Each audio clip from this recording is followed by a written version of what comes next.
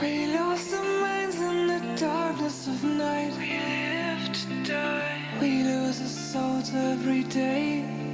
We lost our minds. We don't remember what's wrong and what's right. What's right. The world is dead, but we stay.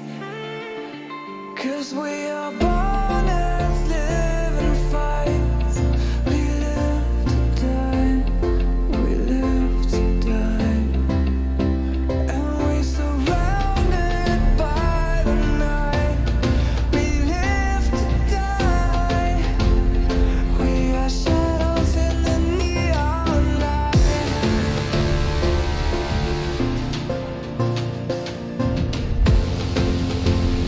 We are shadows in the neon light.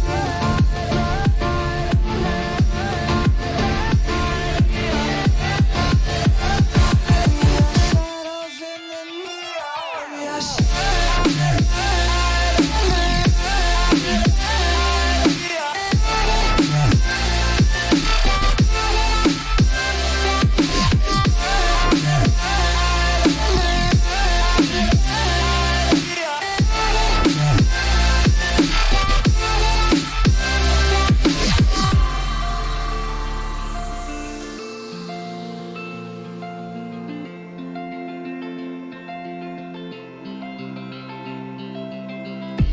We are just shadows. It's supposed to be that we die. It doesn't matter if there is no light anymore, no light anymore. 'Cause we are born as living fights. We live to die. We live to die. And we surrounded by the night. We live to die. We are shadows in the neon light.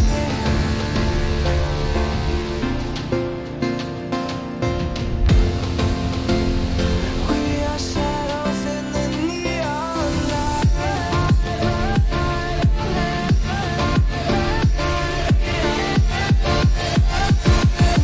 Shadows in the neon. We are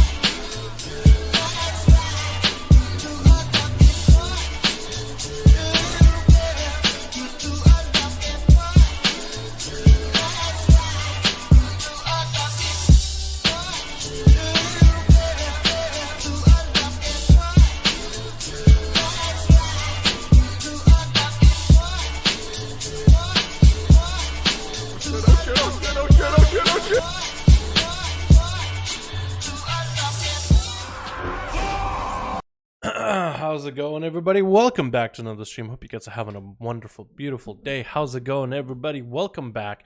Welcome back, boys. How's it going? It is time for more 5v5 1v1 duels over on the NA side today. EU, you had your time yesterday, last stream, but it is time for NA boys to come and play. How's it going, everybody? Who do we got in chat? We got ourselves Seavark already with the group. Brandon, Darth, we got Am and Gal. How you doing, Gal?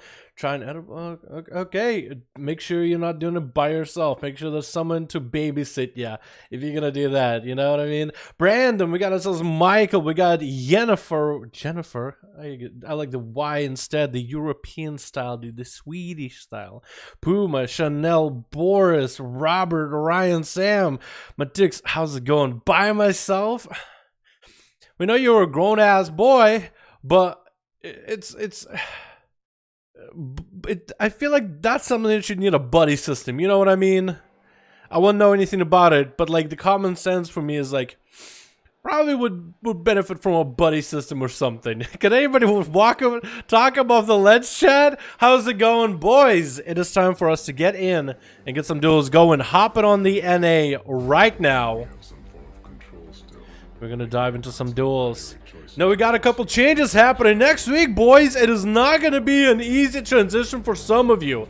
Death Knights, Mages, and Warlocks are all gonna have their PvP survivability curbed. And a couple buffs coming out for some classes that might be excited for PvP. We got a Windwalker 5% buff coming out next week. Windwalkers Rejoice, you guys are already pretty busted as it is. 5% extra damage on top of that. Whew! Enhancement Shamans Rejoice, a full 3% buff. Mwah! Like, I was gonna do anything for Enhancement Shamans, but Blizzard gave me one anyway. Marksman on his 5% buff. Frost Mage is 5% buff. Mostly PvE stuff. And then the rest of the druids are just making them just a little stronger in a couple spells, but you shouldn't really worry too much about. It's like the one ability is Tranquility. I doubt it's gonna make a difference. And then Rejuve, slightly less mana cost, mostly for PvE purposes. Not gonna make a difference in PvP really. And then Demon Lock, will say viable Demonology. I think it's been viable for a while. Except each other on Twitch YouTube for the same amount of time.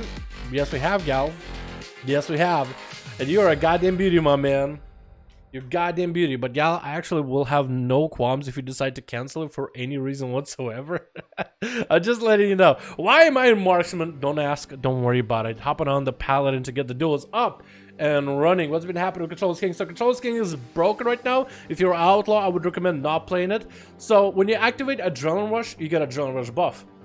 When you have Controller's King as an on-talent and you stun somebody or somebody around you gets stunned, polymorphed, silenced, you get Adrenaline Rush buff, but only a 3-second version of it. So essentially, if you pop Adrenaline Rush, you get the full 20-second duration. You stun an enemy in front of you, it erases your 20-second duration Adrenaline Rush buff and replaces it with a 3-second from Controller's King. Normally, when you already have Adrenaline Rush running, Controller's King does nothing if you already have Adrenaline Rush running. But right now, it overwrites it completely. So let's say you got yourself... Why is this song talking about burger? Either way, that works out for me, man. I fucking love the burger. But if you, let's say you got Brigand's Blitz and you pop a Drone Rush and you get that haste buff that's stacking, as soon as you stun somebody, it takes away your original Adrenaline Rush and it even erases Brigand's Blitz. So if you play a Brigand's Blitz style where you get up a lot of haste and make Adrenaline Rush more of a cooldown rather than just like extra energy and auto attacks, then yeah, it's just broken. I would play someone else. Take a Cut as another option. On Roll the Bones, you get 50% extra haste. That seems really good. Another one that's also really good is Plunder Armor. Either one of those works. We got Boris in here. We got ourselves Seavark here. All right. We got ourselves first team already. I want to make sure I explain. I mean, I'll probably talk about it in a video or something when I make the Outlaw PvP guide, letting you guys all know. Hopefully Blizzard fixes it sometime soon. But yeah, it's even broken in Arena. I thought I noticed it yesterday when me and my chicks were testing something. I was just trying different traits. I think it's still going to be Snake Eyes, by the way. Been a good trait for a while. Now, if anyone should cancel it, see lol. Why the fuck would I, dude? You're the only person I sub on Twitch. That's the only Twitch sub I need. Hello? It's easy, dude. What's that? But yeah. Hey, Destro Havoc. Both of them. Destro Havoc. Warlock versus Demon Hunter is what you're asking, right? Both of them are good. So Twitch. We're missing a couple people on Team Blue, but it looks like we've got a 3-man team over here. Maybe they don't need extra. No, Brawler rolling in. And hopefully they get a 5th one. But it's going to be Bulbasaur on Team Red as an Alliance Demonology Warlock. We got Seavark trying out Frosty Mage. And is trying to make a transition from Frost Mage, maybe going from Alliance to Horde recently. Gariber as a Fury Warrior. We got ourselves Reigns in a bag. Gonna rain some havoc as a Destruction Warlock by the looks of it. Maybe Affliction. And we also got ourselves Zedicus as an Elemental Shaboy. Team Blue has Anchorman. We got ourselves Brawler, Demoniac Giovanna. But we're probably gonna get a 5th sometime soon, hopefully. So you guys hang tight, okay? You guys gotta get your 5th soonish. But you guys gotta at least start. Whoever's the 5th will basically just have to go last. Looks like it is gonna be Anchorman himself. First up versus Bulbasaur, already sending the pet over. That's gonna be charged by the Warrior. Hey, Kane popping in as the last man needed for Team Blue. We got Anchorman already popping in Rage Regeneration versus Bulbasaur. What just happened? As Bulbasaur actually just continued to kite the guy and run circles around him.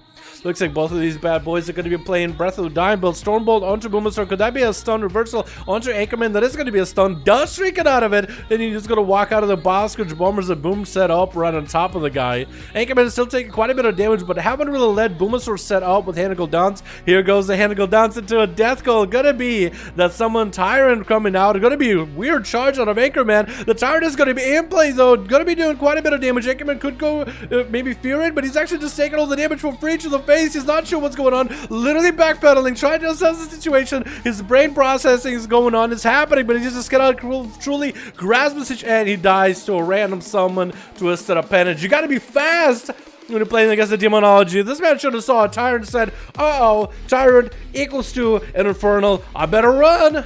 Better throw a fear on that thing. Better interrupt it or just line of sight it. Next is going to be a Brawler. Hopefully it'll be a better of a baller than the last Warrior came out. Brawler get a hit in the stun and a Bile Scourge combo. Fears to follow after. The Bile Scourges don't break it. It's actually was his own trinket that broke it. Into a Metamorphosis as Booms is going to have to kite him around for a little bit longer. Trying to see if he can sneak a win. Sneak himself a fear. That is going to be Brawler playing with the Guardian of Azeroth, by the way. Banish coming out on the Guardian of Azeroth with a Death Call onto Brawler. It looks like he doesn't have any interrupts whatsoever. No trinket available. And Boom is just looking to kite him around for a little bit, man. And it looks like Boom is playing himself Crucible, by the way, for a little bit of that self-heal play style, which is not terrible, especially if you're a class of specs for a lot of versatility. Gonna be reflect for Bulbasaur. Brawler is gonna reflect a couple of those casts back to him. Summon Tyrant coming down right now. Might want to take care of the Tyrant. Stun coming out to Brawler. Will he even have a chance? Will he even have a global? It goes down to the Tyrant. Bulbasaur got himself quite a good Tyrant as Brawler put himself in an unwinnable situation, flying up in the air. No way to crowd control Bulbasaur. All he could do is spelt him with a rain of fire. Boom, look at how healthy this man is looking right now. This man is looking fresh. Kane is up next as a Windwalker Monk, trying to see if he can roll into action versus Boom. Already taking quite a bit of damage. That's quite a bit amount of pets the Boom had at the very beginning. Just kiting the mug. He's just running him in circles, letting the pets do majority of the work. There's actually no point of just running at the guy. Kane is not going into slow Bulbasaur down, so he can actually just let the pets do a lot of the work. Kane rolling back a bit. Is he gonna go for a heal? This guy just letting the pet beat up on him. And now Boscourge Bombers. Is everything okay, Kane? I think something's wrong with Kane. Or maybe he was typing to the rest of the chat. I don't even know what's going on. Kane is struggling, dude. Kane is just spinning circles. Is one of his abilities broken? It looks like this man is just messing around. Not sure what's going on. I mean, Bulbasaur is just treating like it's still a real duel. Kane, you might want to make a play here. His ability's not working? I guess for a dance. I guess he just gave up. Disconnected? No, he's not disconnected. He's still in the game. What do you mean? He's literally pressed /dance. I mean, Bulbasaur is giving him as many opportunities as possible right now to come back.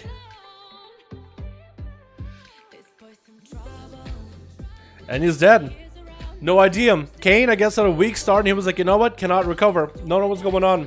Has no idea what's happening. Giovanna is up next, landing a silence onto Bulbasaur in the opener. It's only 3 minutes to your Boom. If you kill Giovanna real quickly and slap Demonic down, you could actually hold the world record for the fastest kill in a 1v5 as well, if you were to do it. 4 minutes, he only has a minute to burn. I mean, you gotta get it right before 5 minute mark. I think 5 minutes, 3 seconds is the fastest. Banish coming out onto the Mind Bender for Giovanna is gonna hit him with a Death Coil. That's gonna be a technical proc, and right now for Bulbasaur, sending more pets into Giovanna.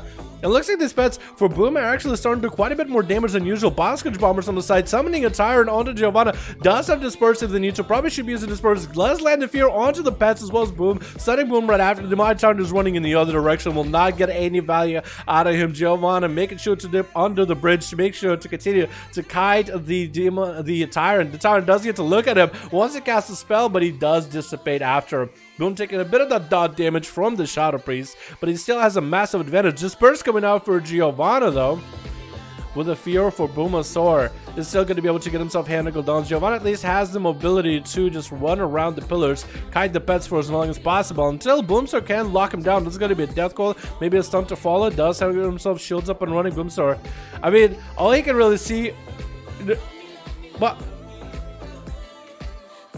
looks like Boom had a DC for a second. Is that what's going on with people?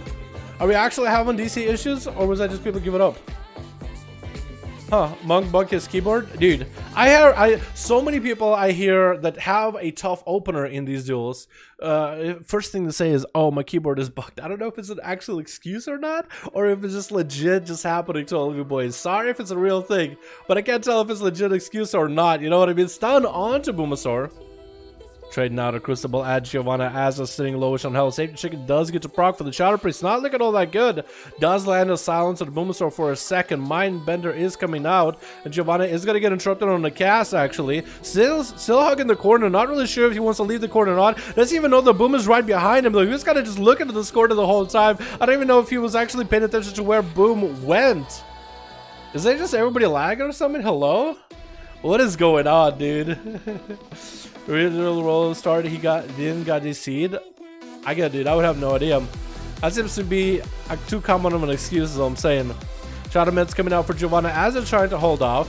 Only 2 people left. Demonic is going to be the last one standing by the looks of this duel, unless Giovanna can somehow come back versus Boomasaur. But they've been able to, I guess, run around and at least keep summoning pets, harass Giovanna, but cannot lock him down whatsoever. Giovanna comes out with a little bit of their damage. Actually, tentacle spawning right next to him. Can pets proc tentacles now? Is that a thing? Because I always heard that apparently tentacles can't. No, it was actually Giovanna's tentacle that got proc. That's why it's right next to him, attacking the pet for Boomasaur. Greater Fate coming out for Giovanna just so they can have a bit of extra mobility. Just continuing to run as much as possible. Stunlock coming out. Boomasaur is going to get the Tyrant. Do they have a death goal to follow right after this? Does have a death goal. Giovanna is not going to be able to really catch himself that well of a position. Is actually going to run back up on top of Demoniac, running at the Tyrant right now. Still clapping him out in damage, and down they go. Not really sure if they want to walk at Boomasaur or if they want to run away. Never could figure that out.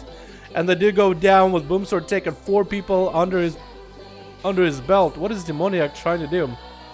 Trying to duel Seavark? Is that what he's trying to do? I think he's trying to challenge Seavark. He's like, you know what? I don't know. I'm not going to win against Boomasaur, but I want at least one of the boys on Team Red to have a chance. And we want Seavark to show us his Frost Mage shenanigans, I think. Is that what it looks like? I mean, if Boomasaur allows it, Boomasaur allows it. It really comes down to Boom to make the choice. If Boomasaur attacks Demoniac, he has no choice but to fight Boom. But if Boom is like, you know what? Seavark can go next if he wants to. Or whoever, Garibur, or whoever Demoniac is trying to challenge. Maybe it's Garibur? I don't even know who he's trying to challenge. Maybe it is Garibur.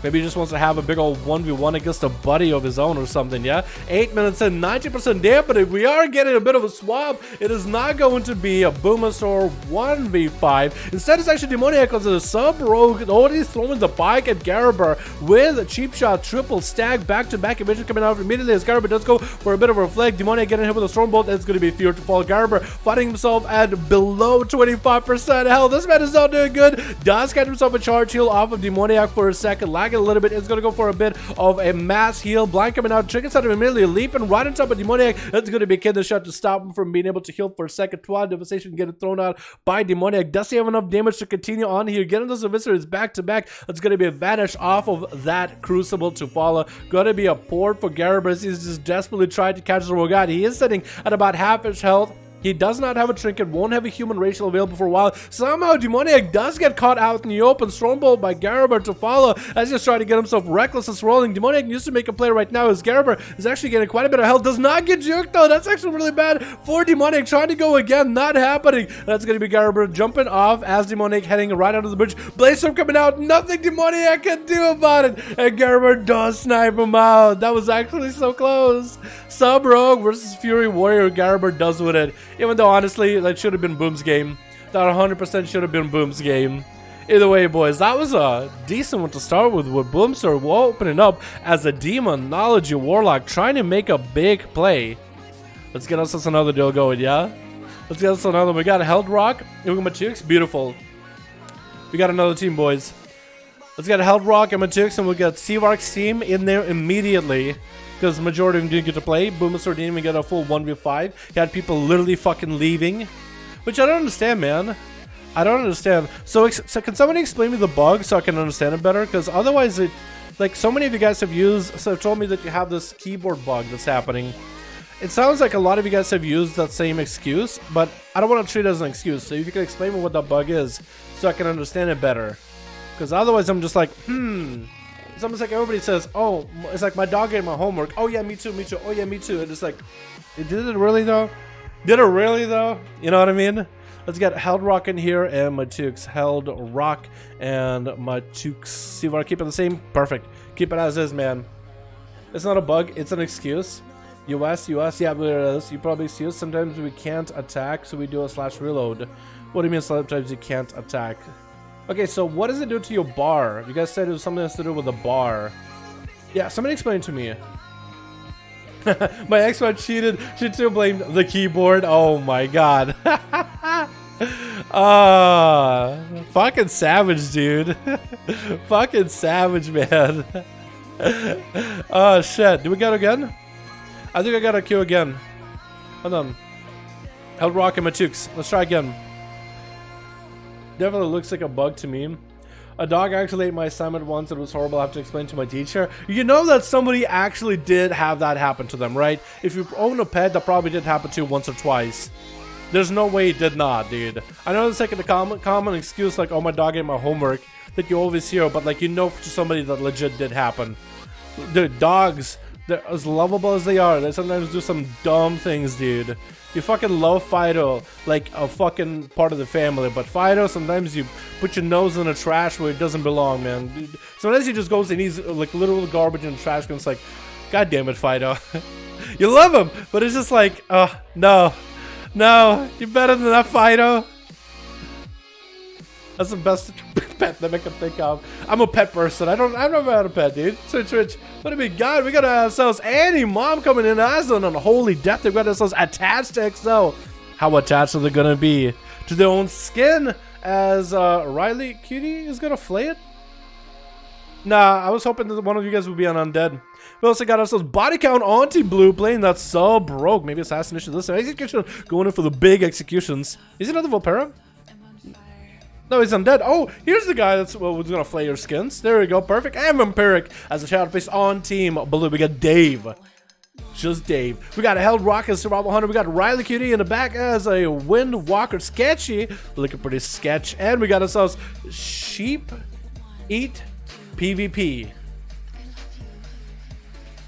Take me a second. I don't know why I struggle with your name, dude. I don't know why I struggle with your name, but it's gonna be Sheep Eat PvP as a Fire Mage walking up to Animum. It's gonna hit him with a Dragon's Breath immediately. Does have the pet to get the stun off to the Greater Power Blast. Should be using the pet stun if he dismounts. I don't know if he technically dismounted or not. Get a grip on your Sheep Eat PvP as he got Combustion rolling, but it looks like the Mage is gonna be bailing out of there. Animum is gonna have to do a little bit of recovery on health for a bit. That was quite a lot of health lost. I wonder if he's gonna be playing the Zombo build here or not. He did mess around a little bit last night with me with a Zombo build, dude.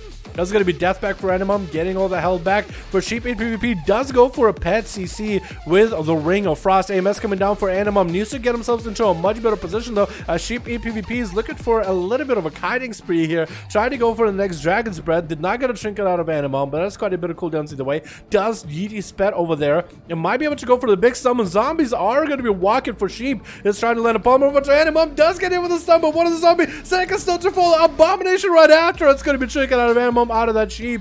Doesn't get any more zombies out there, though. That's going to be no one more zombie. Was still walking at him. Does disrupt his Greater Pyroblast. Does he get to interrupt it? He does not. That's still going to eat a chunky Greater Pyroblast through the face. And that's going to be an Ice Block right after. Sheep EPVP got quite a bit of burst damage into Animum. Needs to make sure that he is very, very careful with the next setup. He's going to get a grip onto Sheep EPVP. He's going to drop down and meet you on the guy. Looking to get more damage. Zombies are still starting to walk at him little by little. Short pet stun coming out. That's probably not going to make any more stuns happening. Animum still taking quite a bit of damage. Does interrupt him on fire, but the Living Bomb and the Mastery procs are still way too big for Sheep. And he does land the kill onto Animum, just waiting him out. Big burst in the opener is all he needed. Body count landing quite a bit of an opener onto Sheep EPVP. Into blood of the enemy. DFA. Cheap shot off of that. Half his health gone into Seagull. Global. Into another cheap shot. Eviscerates coming out. That's going to be a Mindflay Tentacle attacking the mage. It actually might be dead to the Tentacle. Body count sold his soul to the god Nozath, and tentacles are going to be everywhere. Helping the sub-bro get quite a bit of damage if you don't kill these tentacles, man. You're going to be in a bad place. Held Rock is going to be up next versus Body Count does give him a nice honorary bow. Just showing honor to the enemy before he battles him in combat. The 1v1 combat. Body Count did just use blood of the enemy though. So he's not going to be able to have that kill potential in the opener. That massive DFA that just halves your health. That massive guillotine just dropping down on you. Looks like it's going to be camo for Held Rock. Does walk Body Count into two traps, Tar Trap as well as a Freezing Trap. It's going to be able to get the opener with maybe a stun too. It's going to open up with a pest stun. No trigger for Body Count. Just waiting as the dots are getting lined up by Held Rock. Hasn't got massive damage yet. It's going to be Destiny Gat's trigger right now, but Body Count or Held Rock. Body Count is actually the one getting hit by a Tentacle himself. Still trying to get a big DFA to Held Rock. Does do quite a bit of damage. Tentacle is coming out. Held Rock should probably kill it immediately. Does get to whack it with a Mungus Bite. And is looking to get him some manning bandages. If only Body Count had a strong dot to sit on Held Rock to stop him from manning bandage, like a really long Nightblade, I think that would be perfect here. Or maybe some sort of other proc effects that could happen while he's not even near him. Harpooning to Body Count as he's trying to line it behind the pillar after the kidney shot onto the pet. Nightblade is coming out from Body Count. Evasion to follow. Does get the big blood of the enemy. Could be a trick out of Held Rock. Does trick it out of it. Trick it out of Body Count, out of the Freezing Trap. Forcing a Turtle Shell out of Held Rock. And Body's looking for a quick reset. Does he catch a full restyle? He does catch a full restyle. Get himself the sippy cup rolling for a bit of a heal. Saboteur Held Rock, and he's still out of the flare. I could barely see what that flare was, dude. How'd you even see it? The ground is just so lightly textured in this area. It's so hard to tell whether it has it or not. It's going to be camo for Held Rock. Does get hit with a Shadow Strike either way. But still trying to set himself up for a good stun. Cheap shot coming out onto Held Rock. Getting those eviscerates back-to-back cheap shot right after. It's going to have himself the Tentacle slap to happen. So Body Count does have an offhand weapon that is a heavy weapon. The fist weapon from Rodden does finally get the big Tentacle slaps for it. Held Rock is trying to get as much damage into Body Count as he can with the Mongoose Bites, and Body's just going to hit him with a blind stun into the pad. And it's looking to catch a reset. Held Rock is going to go for a heal immediately.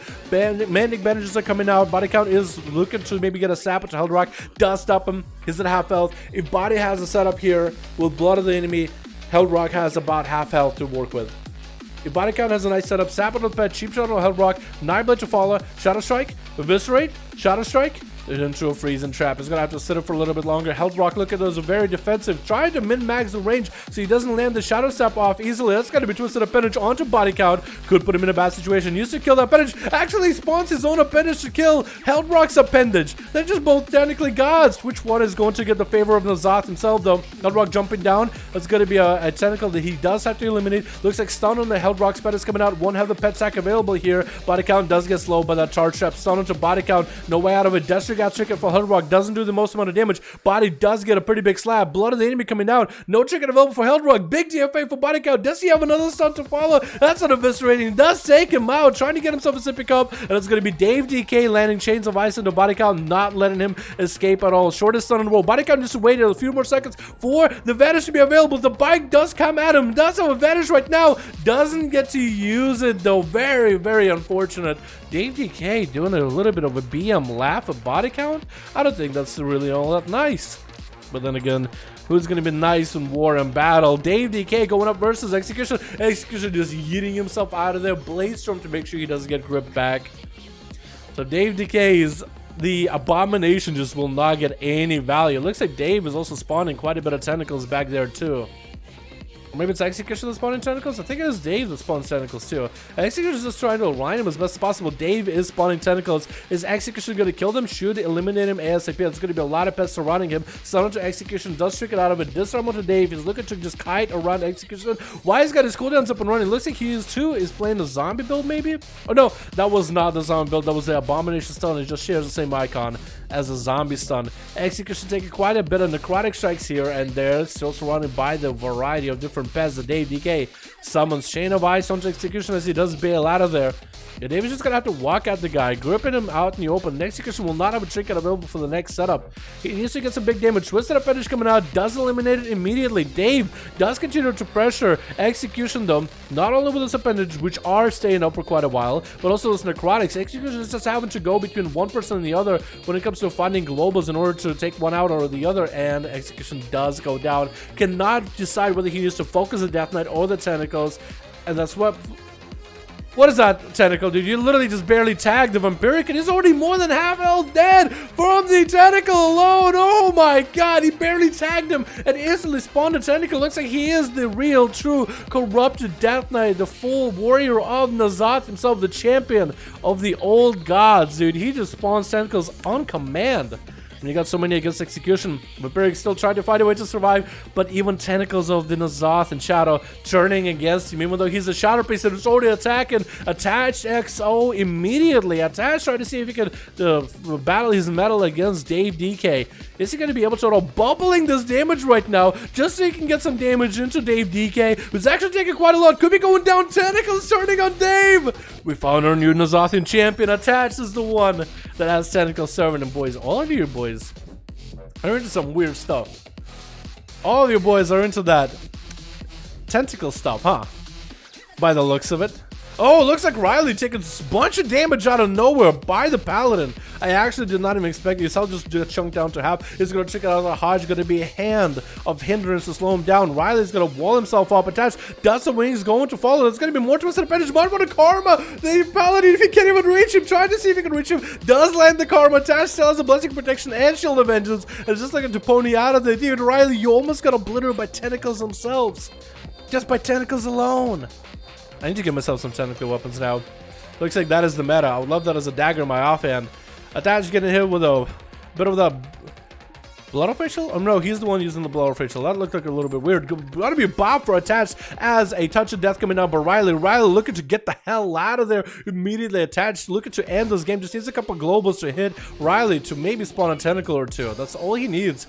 Fights for Riley while Dampen is only 26% in cap onto the Paladin. Looking like he wants to end the win here. And with a win as a monk. Is he going to be able to attach? Mounting up, has to check it back up. Hodge onto Riley. Does he have the damage to make it happen? Thing from Beyond is just going to... Oh, the Thing from Beyond is just going to play against Riley at Attached. Looks like he is the final N'Zothian champion here, dude. Let's see if Sketchy can muster anything. Looking pretty sketchy, dude. Look at this man. Kidney shot onto Attached is going to be playing that assassination, poisons of course through Attached veins. Garou to follow. Does get himself a shield of vengeance. Cloak shot is coming out for Sketch. Not going to take any of that damage. Looks like he's just trying to cover himself from all the tentacles. Attached trying to heal as best as possible. 10 minutes into this duel though. Shadow Step for Sketchy actually goes in a weird direction, but looks like Attached is down for the count.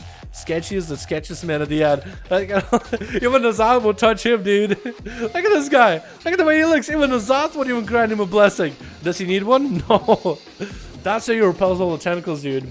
Take his shirt off. And even tentacles get uncomfortable with this naked man out in the arena. Like, I don't even know, dude. I'm like a evil tentacle. But even that's weird.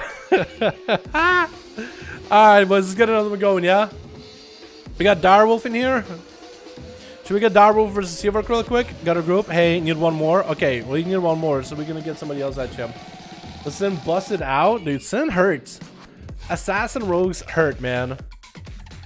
Dude, Sin rogues are sinners. What can you say about it? Seawork is ready to go. I guess you can get Seawork versus Matuk or Held Rock, one or the other. Me, displacement, 11562. You got a group? PM DK is going to be May. You think so? How do I play? Okay, so let me show you guys how to join the group for 5V5 1V1 DUELS. You go to player versus player, pre-made group, custom PvP. Find the group, top 5, enter in the custom search. And you'll find the group on Alliance and Horde over on the NA today. Yesterday was EU. Yesterday's stream was EU. Today's stream is NA. Wow, my eyes are really watery. Holy crap. Oh, I guess I was just staring at that screen so intently. Oh, let me have a sip of water, dude. Wow, my eyes are fucking watery. Holy shit.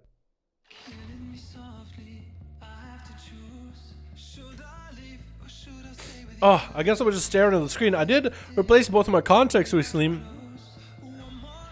But also I stayed up until like 5 in the morning last night, so that probably doesn't help either. Yeah. Oh. Yeah, after the stream, dude, I would step away and just relax away from the PC screen for like 30 minutes to an hour. Oh, wow. Yeah, but you go to... Let me redo it again. So if you want to join any of the 5V5 1v1 duels, go to Group Finder, Player versus Player, Pre-made group, custom PvP, find the group, top 5, enter, and you'll see a group up and running on Alliance and Horde. Today on EU, yesterday on NA, yesterday on EU. No wonder you guys get confused, like what day is EU, what day is NA. I get confused. It's a reform lost a few, but you got a 5. Okay, let's go Seawork versus... If Direwolf has a full group. No more group. Oh, I guess his group fell apart very quickly. Matukes. 5. We'll get Seawork goes Matukes, and we'll get Boris versus Held Rock later. Or whoever wants to make a group. Yeah, how does that sound? Direwolf is also free to make a group. So going to be Frost Seawork. You might try Frost. I think he wants to give a Frost a real true go, boys. So let's see if that works out. I'm hoping, man. I'm hoping. Here's to hoping. Oh, apparently, by the way, they're also doing a lot of changes for Horrific Visions next week, which are good. I'll cover them in a video probably, but tomorrow or video after that, maybe. We'll see. We'll see. But just letting you guys know. So Twitch, like, they're actually making good changes to Horrific Visions, like, finally. But it's good. 90% of the stream I am. Oh yeah? Hell yeah, dude. First time on the stream, but I think you watched every video. But I think I watched every video, David. Well, how you enjoying the streams, my man? I hope you're having a good one, my guy. We got ourselves a Vinci. Wait, switch. We got ourselves a Vinci on Team Blue. Probably playing that Assassination. I mean, the green kind of gives it away. We got ourselves Croy playing that Elemental Shaman by the looks of it. Decapitator to decapitate people as Fury, but Chicks as Fury and Zetrizel as a corrupted outlaw rogue. Giga corrupted versus Boomasaur on Team Red with a Demonology Warlock place. Then we got Seawork on Frost. We got Garber as a Fury. We got Reigns as a Destruction, I want to say, in the background. And Zidicus as, I want to say, Elemental? Maybe they'll change it up. Maybe Reigns is an Affliction. You never know. Decapitator popping in there as a Gladiator Orc Warrior against Boomasaur, getting caught out in the stun. Boskage Bomber, Twisted Appendage coming out at him immediately. Does try to kill it. Looked like it took him like a second or two before he was actually able to kill it. Not like that it has a lot of health. I think he was just trying to have a... He was having a bit of an issue targeting it. But it's going to be a Stormbolt onto Boomasaur with a Blaze Storm to follow. Actually doing quite a significant amount of damage to him. But he has taken quite a significant damage back. Going to be a full Tyrant. Does drink it out of it. Fear onto the Tyrant. Boomasaur is looking to actually Gateway Charge coming out by the Warrior. And that's going to be another appendage coming out for Decapitator to deal with. Boomasaur is just going to... As soon as an appendage spawns, you're just going to run away from it. Decapitator looking like he actually wants to line aside the pets for a little bit. That's still going to be more appendages coming out. It looks like he never killed that first one, taking quite a bit of free damage for Boom. Boom tricking it out of the Stormbolt, does get a stun Decapitator. It's going to be Safeguard Trick coming out. The Warrior is going to go for his Enrage Regeneration, trying to heal off of the pets, cannot reach Boomasaur, looking to get a charge, does get a charge, heal off of this one though, so it looks like he recovered quite a bit. Boomasaur taking still quite a lot of damage right now, does reflect the fear back to him. That's not going to be a reflect for Death Coil in the future. Does get interrupted on Shadow, still able to cast Hand Down, still able to cast Demon spells. Or like Demon Bolt, Shadow, Demon Shadow, Shadow Fury. I think it's Shadow Fury damage. Just Shadow and Shadow Fury, I think, or Fire Shadow. Maybe there's a specific type of damage that it is. But if you kill him on Shadow Fury, that means you can cast Shadow or Fury. Canticle Down still coming out for Boomasaur as he's churning him out. Does get interrupted on a Shadow Bolt. Will not have a Death Coil for a bit. Trying to summon a Tyrant up and running. Does the Decapitator have anything to deal with? Is just trying to see if he can land aside the Tyrant as best possible. Boom does not have a stun to stop him. He's going to charge right back at Boom. Actually looking to maybe interrupt the pet if possible. Does not get the pummel. That's going to be stunned. Decapitator does eat some free damage right now. Stormbolt onto Boomasaur. Bopping and Reckless. Does Boom have an opener or an answer for this? Does Death Coil himself towards the Gateway, sort of kinda. Very unfortunate. Does Gateway out of it, does the Decapitator have a leap? He does. Catch it up to Boomerstone. Might be able to get him close to the execute range. Boomer's looking very, very desperate to get himself a little bit of CC. Dropping down Basket Bombers, hoping the Decapitator does not run out of it. Does Zerker rage himself before the fear comes out? That's going to be a tentacle. Proccing on him. Decapitator might just die to the tentacle. Oh my god. Boom. Just lived in an inch of his life to the tentacle, helping him live. Just ended up killing the Decapitator. And Matik's taking him out. That tentacle, dude. Oh my god, that was a fat reflected. Decapitator played it. Had played a hell of a game, and Boom's tentacle spawn was just so perfect. Garber is up next versus Matix. Matix no longer with a trinket, so Garber is going to be able to take advantage of that. Does go for a disarm. Looks like a bike is being thrown at Garber. Got a Zerker Rage out of the fear. As he's trying to go for a little bit of a Zerker Rage here. And it's going to go for Reckless. Stormbolt onto Matix. No way out of it. Does go for Enrage Regeneration right now. Garber looking to see if he can run away from Matix. Does get a charge. Maybe a heal. Fear coming out. No Zerkers. Does get a double charge off of that one. The Matix not playing with a Stormbolt. But I believe he did get a decent heal out of that one. I feel like that second heal was a charge heal, but not a charge Enrage Regeneration heal. So it's still decent damage overall. Matux trying to see if he can just walk away from Garber, but he's taking quite a bit of damage. Trying to see if he can charge heal off him. That's about essentially all he can do right now. Since he's double charged, might have to go for a charge heal off of Garber. Stormbolt onto Matux, which is going to put him in a bad spot. Disarm could follow that as well. Matux is going to go for a commanding shot right now. That's a borrowed health. He doesn't get to keep the health he took from the commanding shot. He's going to lose that health later. So at least that's going to keep him alive for now, but it is going to drop him down eventually to a very low. He's getting close to a very low health, actually. Close to that execute range. Still trying to heal off of Garber, but looks like the pressure from the Fury Warrior that is Garber is just way too much right now. The Stormbolt and Disarms did put him behind quite a bit, and with no way to escape him. It's quite rough. Zatrazel is up next from Morbus Record as an Outlaw Rogue, fully corrupted, seeing if he can get himself a bit of damage onto Garber. He's gonna roll the bones. I think he's got himself the energy buff, and he's just trying to see if what are you drinking just now? Actually, it's gonna be a thing from beyond attacking him, doing like what 30% of his health and damage. Garber barely touched the guy. Zetrazel, I think, is a little bit confused, man. He's got himself a nice attire, but I think he was not prepared for battle. Probably should have worn his battle armor, because that's gonna be an easy execute for Garber. Well, not super easy. Oh, there it goes. Zetrazel tried. I'm not sure what he was trying to do, but he tried. Who's up next on Team Blue? We got Croy and we got ourselves a Vinci. Dude, Garber is just trying to take the enemy team down super fast. Lava Burst trying to come out for Croy. Is going to get the Lava Burst, but as long as Garber's on him, he should be good to go. It's going to be a Thunderstorm. Does leap on top of Croy. Lightning Lasso is going to separate these two. Croy needs to go for the run and gun gameplay as best as possible. Does survive the Bind Totem, but it's not going to stop if Fury Warrior is looking like he might have Reflect for this. I think he's even running Reflect, but that's going to be free zaps for Croy. Does pop a wall, and even the Croy, Blood of the Enemy popping out right now, actually not going to follow up the damage of the Blood of the Enemy. I feel like he did those in reverse order. Probably should have done Blood of the Enemy, Earth Shock, Lightning Bolt. Maybe popping out the elemental right now. Twisted Appendage is going to hit Garber, taking quite a lot of damage though from the pad. It's actually charge healing off the pad. Lightning Lasso to follow is going to trick it out of it. Another appendage is attacking him. Needs to eliminate him. Second appendage attacking Croy.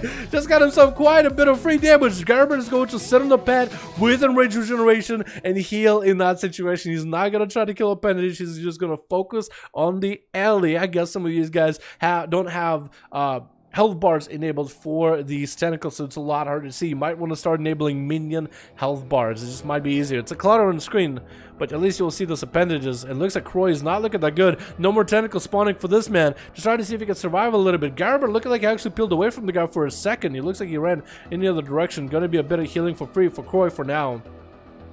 He is actually going to get himself quite a bit of healing. I guess he got himself the heal build while in Ghost Wolf. Stormbolt right now. Does Garber have enough to end him those 6 minutes in 30 seconds of this duel? 10% dampening. Is that going to be enough to take Croy down? Needs a lot more spawns of tentacles if he wants to turn this around to Garber, because he got him in lockdown, man. He got him in the chokehold. Lightning Lasso coming out for Croy. This is going to get away from Garber. Still try to heal. Earthbind Totem is going to come out, but Garber just eliminating him with a Bloodthirst gives him movement speed and frees him off of all slows.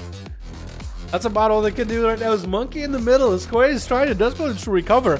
But it's looking like he's doing okay. Stormbolt might turn this around though. Gonna get a knockback into Gerber. He doesn't go far whatsoever. Just staying on top of Koi. Another Twisted Appendage coming out. Does he kill it? He does eliminate this one. Koi just needs to throw as many abilities at Gerber, spawn as many tentacles as he can, and then lock him down in a lightning lasso. Essentially, looks like Gerber is actually gonna trinket human Rachel out of that stun. It's gonna be another capacitor to follow. Not gonna eliminate. Just stay on top of Croy.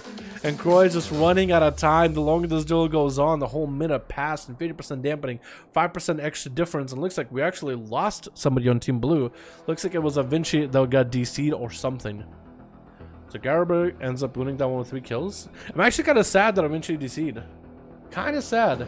I forgot to press the button that took to deal with melee. Freaking heck, I'm bad at Dima. It's all good, Booba Star, man. You played really, really well, man. Played really, really well. How counter to Ellie feels bad? Yeah, a little bit of a hard counter, but it's okay. It's okay. Like, he could have played that a little better too. Like, he popped blood of the enemy after he popped all these lightning bolts in. He could have reversed it a little, but you know, it's his first time in his duels, man. You know what I mean? First time in the duels. Gotta try stuff. You know what I mean? 3 out of 5 for Sav. All right, sounds good. Sounds good. Does Boris have a group? Boris does have a group. Hellrock has a group. Alright, we can get Hellrock versus Boris, I guess, yeah? Let me save that one. And see if we can get a group going. 143, dude. EU just got to the 140s, boys. NA is already speeding away with 143. Can you believe it? 143 already, dude. That's 1, 2, and 3. 143. What am I doing? What am I doing? Alrighty. Hellrock versus Boris. So keeping saying because we haven't played Agora and Boom, both games played. Alright. Hellrock and Boris 5. Look at those two going. Sav is already on the standby. I don't think Direwolf is going to get a group going, so we'll put Sav like right here. So maybe we can get him going against somebody there. Shame I didn't even try, it seems. I think it tried, man, but you know, if it's your first time doing the duels, it definitely can be a little overwhelming.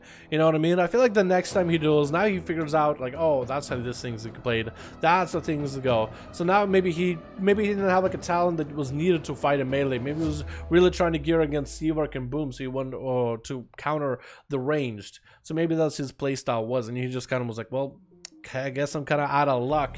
So next time he'll be able to adjust. But yeah, Dalaran, 3v3s, I play Demon Hunter on my team on Rogue, but I feel it's very, very chaotic. This maybe an experience. It definitely does feel chaotic at first. Every arena does, every time you new in PvP. And eventually you start to parse information a little bit easier after a while. Don't worry about it. That's what I would say. Switch. What do we got? We got ourselves Brawler on Team Blue as a Demon Hunter swapping out to a different shoulders here. Actually, not bad of a look, not gonna lie. You got Demoniac as I want to say Assassination this time, not Subtlety, as based by his Mog. We also got Giovanni in the back as a Shadow Plays Hell Shadow as a Unholy Death Knight and Kane. Hopefully, Kane will have a bit of an easier time with this duel. Hopefully, his bars don't bug out this time. Hellrock on Team Red, walking up, looking to a little bit more corrupted than usual. We got Riley in the back. We got ourselves Salon as a looks like a feral druid. Pitchfork, everything beautiful, sketchy, as well as you said. What? What'd you say? You said what? What'd you? Okay, I'm gonna stop that. That was gonna get old. We got a Hellrock versus Brawler. What's Brawler gonna do, man? Yo, I like your weapons, dude. The fist weapons from WAD. Oh, they actually look kind of weird when you fell rush, don't they? It's gonna be immediate. I think it was a knockback onto Brawler. Does go for a pet stun. It's gonna be Cyclotronic. Hellrock does go for a feigned death by the looks of it, just to take that Cyclotronic off of him for a second. And Brawler is gonna be stuck behind the pillow just for a moment with that charge trap. Still has the Guardian of Azeroth. Metamorph coming down onto Hellrock. There goes the feigned death. I don't know. Did Brawler cancel his own Cyclotronic earlier then? Gonna be an intro by Hellrock trying to suppress the haze buff from Brawler as he got quite a bit of pressure onto Hellrock going up in the air, and Hellrock is gonna go turtle shell in this with Manic Bandit. His Brawler is gonna get behind the pillar immediately. No more Malik rolling on him. He needs to re-engage with Hellrock as soon as possible. He's using his mobility, but hopefully he doesn't burn through all the mobility too quickly though, just to make sure he has a way to catch up to Hellrock. Does Harpoon pass him as he goes for what? Darkness coming down, but Brawler Interesting choice for darkness, my friend, but he's looking like, oh, maybe I made a mistake there with that darkness. Maybe a little too early. Hellrock does get himself a restyle for a second, or does drop combat for a second with Feign Death. Stun onto Brawler. No chicken available. Does he have him here? Does Hellrock have enough damage to follow up? Brawler trying to go for a bit of a blade dance right after. Has Blurry if needed. Should be popping Blurry immediately. Needs to get himself into Metamorphosis immediately just to get a little bit extra health. Trying to go for blade dance around Hellrock as often as possible for the damage. Stun onto Hellrock. Does pick up a bit of a health soul shard that was able to cleave off of Hellrock, but looks like he is going to go down. Hellrock might be running the good old stars here today, boys. If you see more stars, then it's definitely Hellrock. Instant freezing trap onto El Shadow. Look how this musculous man looks. He was ready to fight, dude. He was ready to go. He was ready to brawl. But he did put him on ice.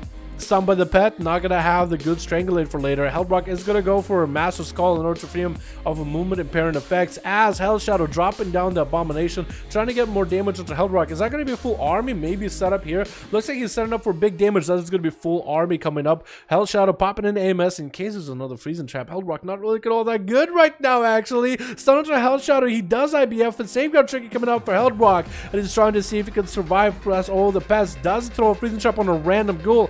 Actually throws a freezing trap on his pet, and looks like the Abomination just started walking out a little bit early. Hellrock fully necrotic down. Does he have a way out of the situation whatsoever? Needs to go for a heal. Doesn't get one. And Hell Shadow taking him out. That's going to be a 1-to-1 wombo combo for now. You said what coming out next as a sub-rogue. And looks like Hell Shadow is not the only one. Or maybe it was Hellrock is not the only one with stars. Might be Use of what here. It's sometimes hard to tell. Hell Shadow popping in transfusion to heal off of Use of what. Does force a chicken out of the sub rogue, who did go for the Destergas setup, but Hell Shadow being fully set up with a pet. The pet actually helps split a good chunk of that Destergas trinket. That trinket for Destergas does about 100k damage. It does scale with all the buffs you have. So for sub rogue, Symbols of Death, Shadow Dance with a Dark Shadow buff for. Is it Dark Shadow? Darkness? Anyway, it's the one where you get like 25 or I think it's 15%. In PvP, I think it's 15% more damage while Dance is active. All those things above the damage of Destergas Trinket. However, it has a set amount of physical damage and it will split it amongst everybody. It will split it. So, being a pet class, Hell Shadow has quite a bit of extra bodies to help split the damage, so Use of what can never really focus him down.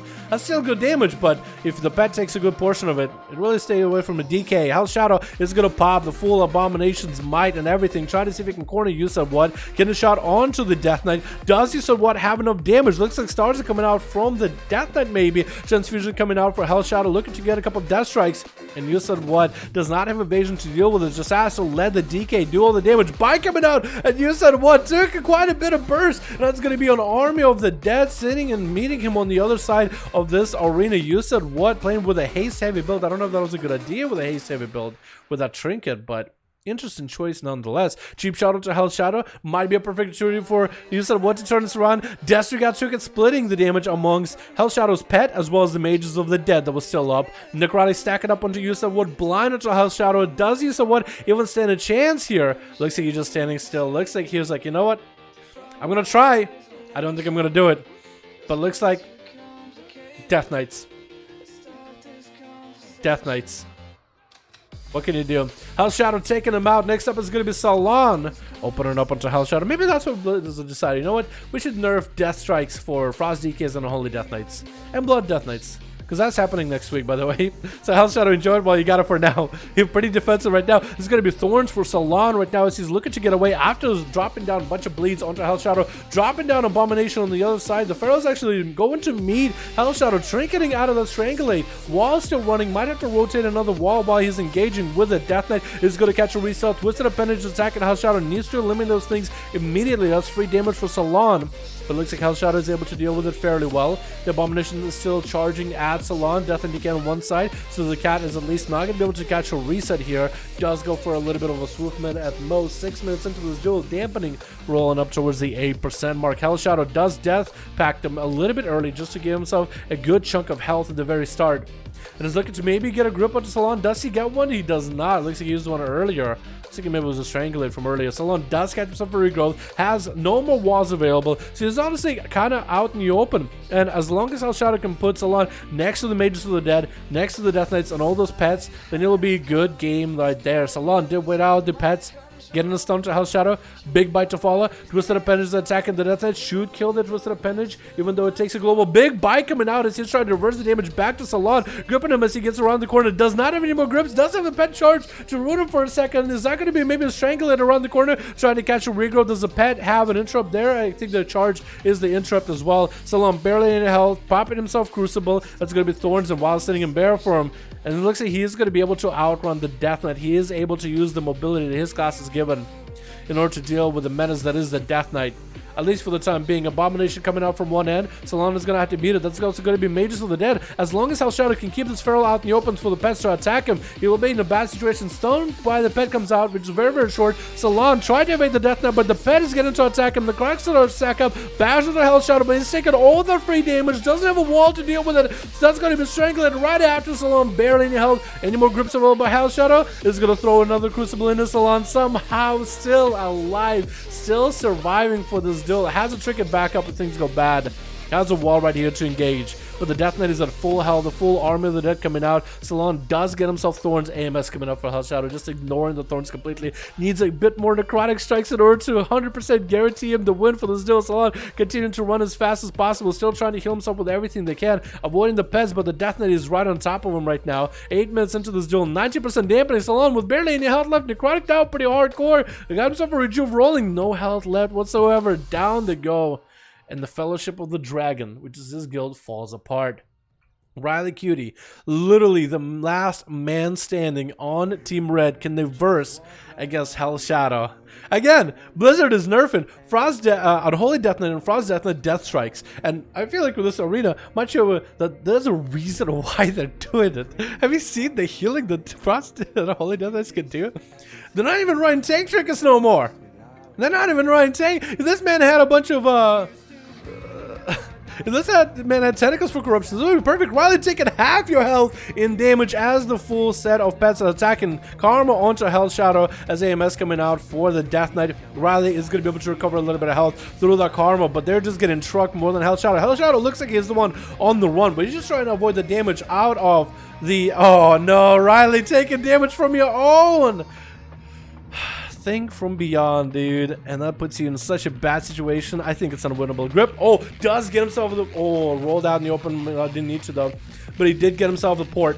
He got far enough away from Hell Shadow to catch himself a port. Vivify's coming out. That's about all you got right now. Yo, Hell Shadow, man. Riley, this could be really bad for you. You're pretty corrupted. I don't know what corruptions you have that are there to do damage, but it looks like they're playing against you more than with you. And I think you got the tentacle too. As you can see, Hell Shadow just took tentacles to the face, man. Look, he's wearing a tentacle for a helmet. This man loves tentacles. He's pretty okay with it. That's his favorite genre, dude. Tentacle stuff. Another thing from beyond is gonna play right against you. Is a tentacle slapping. Second thing from beyond you. Oh my god, Riley, the game did not want you to win. The game was like, nope, you're not winning today. It's Hell Shadow, he's the champion. Nazoth himself decided this, dude. I feel like Nazoth has been the RNG of Battle for Azeroth. I feel like he's been behind the RNG of Battle for Azeroth. You ever get a bad piece of gear? Must be Nazoth. You ever just lose a duel that you weren't supposed to lose? Must be Nazoth. This time it was literally Nazoth. Oh my god, dude. I'm sorry, that was way too funny, dude. Way too funny. Good duel for everybody, though. Very unlucky for Riley. Poor Riley, man. Alright, so I've got a group. Let's see if I got a group. We'll get them going. Next, let me read the chat. Catch up with you boys. Do you think enhancement summons are completely unplayable? No. I think they're playable. I think they're fun. I think they're good. As long as you get the gear, they're good. I play one. I played enhancement shaman as an alt. This is disgusting. You think so? Can't wait till they'll know that healing's so stupid. We'll see, man. Mages also got nerfed in healing, which is gonna be weird. I never play arena above 40 corruption. I don't have any corruption on my rogue, dude. I have 0 corruption. 0. I have none. So I never have to deal with any of that stuff, dude. The slow on its own is bad enough, dude. Imagine getting slow by 70%. I'd never catch up to anybody. Blood Death Strike 2 half 40 to 20%. Yeah, Blood Death Knight's also got nerfed as well, but I don't think they were nearly as bad of offenders, you know what I mean? Dalaran, привет, братишка, как дела? Здорово, Alexis, здорово, как дела? Alexis said, hello, Realon, how's it going? I said hello back in Russian. Because imagine this arcane use both damage trinket plus an instant cast trick at Azeroth power. Can be hard, you think so? I'm gonna go back now and I'm enhancement. Hell yeah, dude. Let's get Boomstick in here. Let's get Seavark versus Sav. Boys, do we have more people that have a group that don't have me added on Real ID? Let me know what your Real ID is and I will try to add you. We'll get you guys going. For now, I'll get Sav and Seavark in here. Boys, здорово, братишка, как дела, дорогой? Oh, боже. Do you use Chrono Shift or better guiding for Novas? That's a good question. That's what I would ask. I'll promote stuff whenever possible. Okay, Seavark just answering questions. This is a skill-based thing right now. Death Strike is completely mitigate burst. Technically, yeah, but it is. I think it's overvalued because of new gear. I feel like it's still going to be strong healing, but with brand new gear, just makes it that much stronger because it's more health pulls, you know. Plus, also probably works off of strength, and you get just more strength in gear. Maybe, I don't know. There's definitely something about it. Like there's like mages again, and the shield is nerfed. Why? They got more int. Now they even tankier. But I think it's mostly for the rogue mage combos. They want to give people a chance against rogue mage. By nerfing the shield, you don't have the damage, you just have survivability. Switch. Maybe that'll work. Who knows? On Team Red, we got ourselves AVR. Oh my god. That's a lot of corruptions there, buddy. You're gonna be okay. As Outlaw? Oh, Boomerstore on Team Red as well. Seavark going up versus a Frost mate. First time Seavark plays a Frosty, and we got Zenekas in the back. We also got ourselves Brixie Fake. We got ourselves Croy. We got ourselves Decapitator. We got ourselves your boy Zetrazel and Shockwave. I think he's going up as enhancement your boy Shockwave, my man. Walking up to Seavark, walking up to each other, giving each other a bit of a bow. Shockwave cannot bow as a wolf, really. No animation. Blizzard program an animation so wolves can bow. That'd be great. That's like a nice little bow, you know what I mean?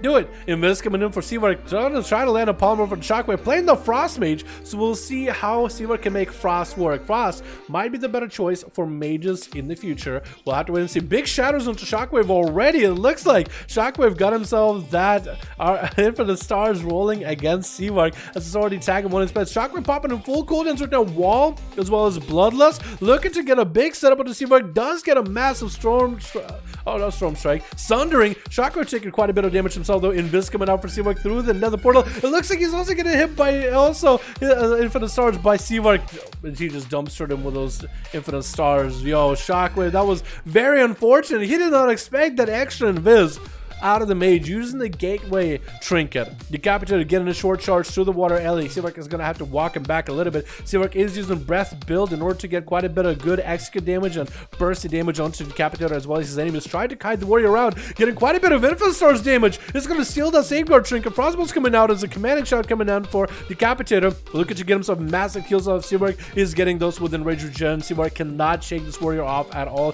Trying to see if he can land a Polymer. Going to be a reflect for Decapitator. Is he going to get a reflect? The Strongbolt on the Seavark. Looks like he is still trying to land a poly and still gonna get one. No, looks like it broke immediately. Still landing a poly. Seavark just needs to kite this warrior as best as possible, not let him get the bloodthirst at all, and he'll be in a good spot. Throwing down the frozen orb is gonna have to frozen over him right after. Needs more shatters and more kites. But Decapitator, I mean, he's just in such a good spot. Blizzard is going to keep him slow for a little bit. Blink's coming out for Seavark just to keep some range. Decapitator is actually going to reflect those frost bolts back at him, interrupting him on the ice ray, as Decapitator is just on top of Seavark. Does land a full poly. It looks like Seavark's pet is the one that keeps breaking these polymorphs. He has an ability that's already mid-air, but he's just shooting at Decapitator and does connect, and even one single cast breaks the polymorph immediately, which is very, very unfortunate. Decapitator taking quite a bit of burst damage from Seavark in the opener there. As soon as he got a reset with a poly, Seavark doesn't really have a lot of health to work with here. Playing Frostmage, you don't have a lot of self-healing or self-healing abilities. Not even playing traits for self-healing. So it's going to be quite tough for him. Has 2 ice blocks up. Probably should be using 2 ice blocks strategically. Big lead for Decapitator. Could be an ice block for Seavark, as I think Decapitator tried to Strongbolt him. He's actually doesn't have a lot of health. Could go down any moment. Doesn't reflect up. Is gonna get a charge heal off of Seawork. Does get himself a nice bloodthirst. None of the Nova coming out, but Seawork needs to just get more abilities onto Decapitator. Does pop it himself into a Viz. Decapitator landing a fear onto the pet and looking to heal from the pet immediately. Frostbolts are still coming out by the mage Seawork with a frozen orb to follow. Ice Nova right after. Does he get the big shadows right now? Looking like he wants to walk to the pet and try to heal from it. Does get the small heal, but he's still super low in health. Next Frostbolt could end him right now. Does a real effect for a second. Frostbolt is still coming out at him. Does pierce him right in the chest. New elemental is coming out by Seawork. If he can somehow catch an Invis and catch himself some food, that'd be great. In cap by Brixie Fake. Second ice block might have to be used by Seawork right here. Is that going to be a full monk damage? Does get himself a temporal blinking away. Brixie Fake does get that appendage onto Seawork. This is going to do quite a bit of damage. Might have to ice block this here as he's super low. Still trying to land a polymorph onto the monk. Does land it. Gets himself a shield at the most. Needs to get himself some sort of healing somehow, some way. But I don't even know. Unless he has the traits for self-heals, he doesn't really have an option. Doesn't really stand a chance. Looks like he is actually going to go for food. Brixie Fake does reverse the use reverse magic just to get himself out of those roofs. It's actually very interesting to see if I try to polymorph him and root him from a distance with a pet before putting himself in combat. And that could be maybe a frozen ice block out of Seawork as Karma does come out for Brixie. Seawork does have himself a shield back up and running. That's the only thing that's keeping him afloat right now. Might need to go for a blink polymorph on this. Does go for a poly off of that Fist of Fury, denying the damage. He's still super low on health. This could be really bad for Seawork either way. Trying to go for food again. Maybe a Nova again onto Brixie. Does hit him with a Nova. Does not hit him. Looks like he was completely DR'd on the Nova. Seawork is at least using Breath of the Dying, which will actually give him back health for half the damage that it does. So that's about a 30k heal or something. Blizzard coming down against the monk. He does roll out of him. Touch of death on Seawork. He might just have to ice block this. He might just have to ice block. He's going to go for the ice block. And Brixie did get quite a big cooldown out of Seawork. Seawork just had to play defensive the whole time, man. Just had to play defensive. That's all essentially he can do. And looks like Seawork does have the random Infinite Stars procs happening onto Brixie, but it's actually procced on like his Zowen or something. Resummoning a new pet. Brixie not looking all that good. Not a lot of health left. Novid, does he have a way out of it? Does seconds lost past it. Try to get a leg sweep onto Seawork. Did not get it. Nova's coming down for Seawork. Looking to get big shadows onto the Monkus. Actually resummoning a... Oh, he went in Viz instead. Oh, it looked like he was trying to resummon a pet. Does get interrupted to Brixie with a Frostbolt to follow. It's not going to be enough damage though. Trying to get a Blizzard rolling. Brixie has wall up and running. Verifies are coming up right now. The pet is trying to attack him. I think he actually interrupted the pet cast. I think Brixie actually interrupted the pet cast, dude. Just so he doesn't die there. Brixie has Karma coming up in just a mere moment. Seawork does not have Ice Block for a while. Does got himself in a Viz at least. Is he going to go offensive right now? Is it going to be maybe time for food? Because he could go to a far corner and try eating. I think that's exactly what he's going to try to do. Brixie is kind of sort of nearby. Seawork might have to go for food, but Brixie, if he's just going to run to a far distance, he's looking for him. Does he see him? Is he eating? He hasn't eaten yet. Looks like he's trying to stay offensive here. He decided, you know what? I'm not going to be able to get too far away from the guy, so I might as well get offensive. Oh, Polymorph does force a trinket out of Brixie into an in-cap onto Seawork. Does he get to go for the big damage? Is that going to be a touch of death? No one to Brixie. He does get to get out of it. Try to leg sweep, but Seawork was far away. I don't know what he was trying to leg sweep. He swept the pet. That's going to be another poly. Does get more Novas and freezes in there. Brixie looking to roll out of it. Does place a Karma onto Seawork, but for Seawork, he can just control how much damage he wants to do. The Frostbolts don't really hit him all that hard. Blink it away from the monk, kiting him around the arena the whole time. And Brixie, I think, is actually out of mobility for a second. Does have the Ring of Boopity Bop on the Seawork. That's going to be Diffuse Magic to take away all the slows for a moment. And it's going to be re-poly by Seawork, but it looks like the pet keeps hitting his polymorph target every single time. Does get locked on a... Oh, that's really bad. Does he maybe get to Invis Trinket this? Maybe. He's going to take a bit of damage with a touch of death. That did do quite a bit of damage. Temporal right now. Seawork trying to bail out of that situation. Does get himself a shield at the very last second. Not a lot of health he can get back. Wall for Brixie right now. In cap onto Seawork. I think this could be end maybe with a leg sweep. And he's still trying to continue running. Polymorph does not happen. Does get interrupted with that roll. Seawork might still be able to get another polymorph off by Brixie. It looks like the pet did not break that polymorph this time. Does he have Nova? Does he have Tiger's Laws this time? Is Seawork going to be able to get any food whatsoever? He needs Warlock Hellstones, man. Warlock Hellstones are up for you, Seawork.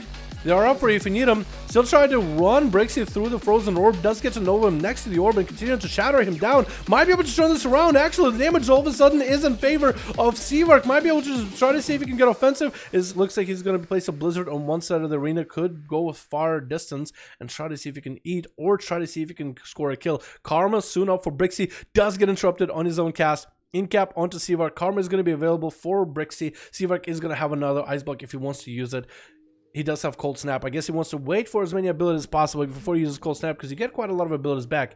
I think you get your shield back up, and I think you get your I think you get, what is it, Cone of Cold, Shield, and I think you get Frozen Ola.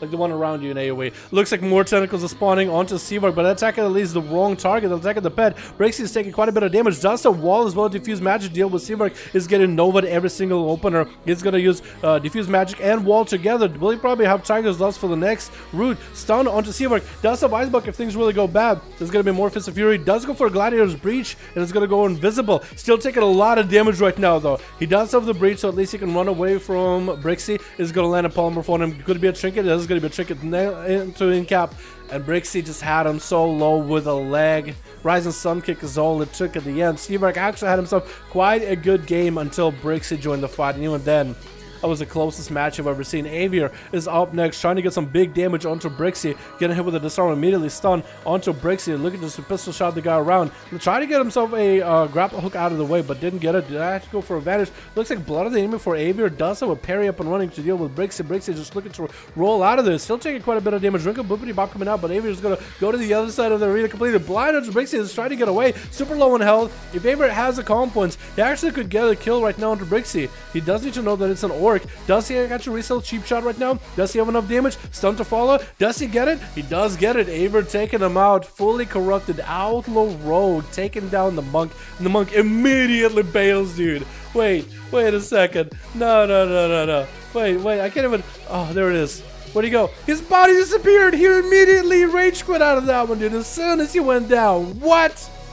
At least stick around to see what's going on. It looks like Aver is going to pay the ultimate price because the thing from beyond is chasing after him, trying to kite away from the thing from beyond. Going to take the damage, cloak the damage of the thing from beyond. Could be good for Croy, as he does have the stun rolling up onto Aver. Does shrink it out of it immediately, though.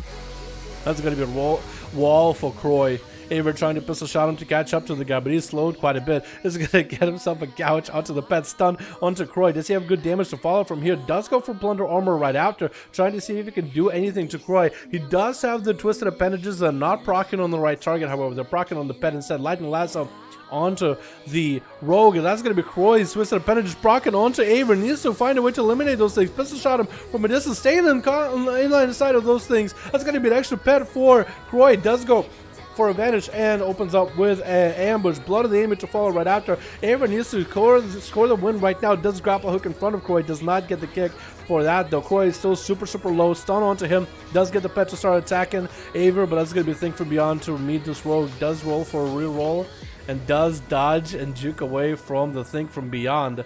Last man left is going to be Zetrazel.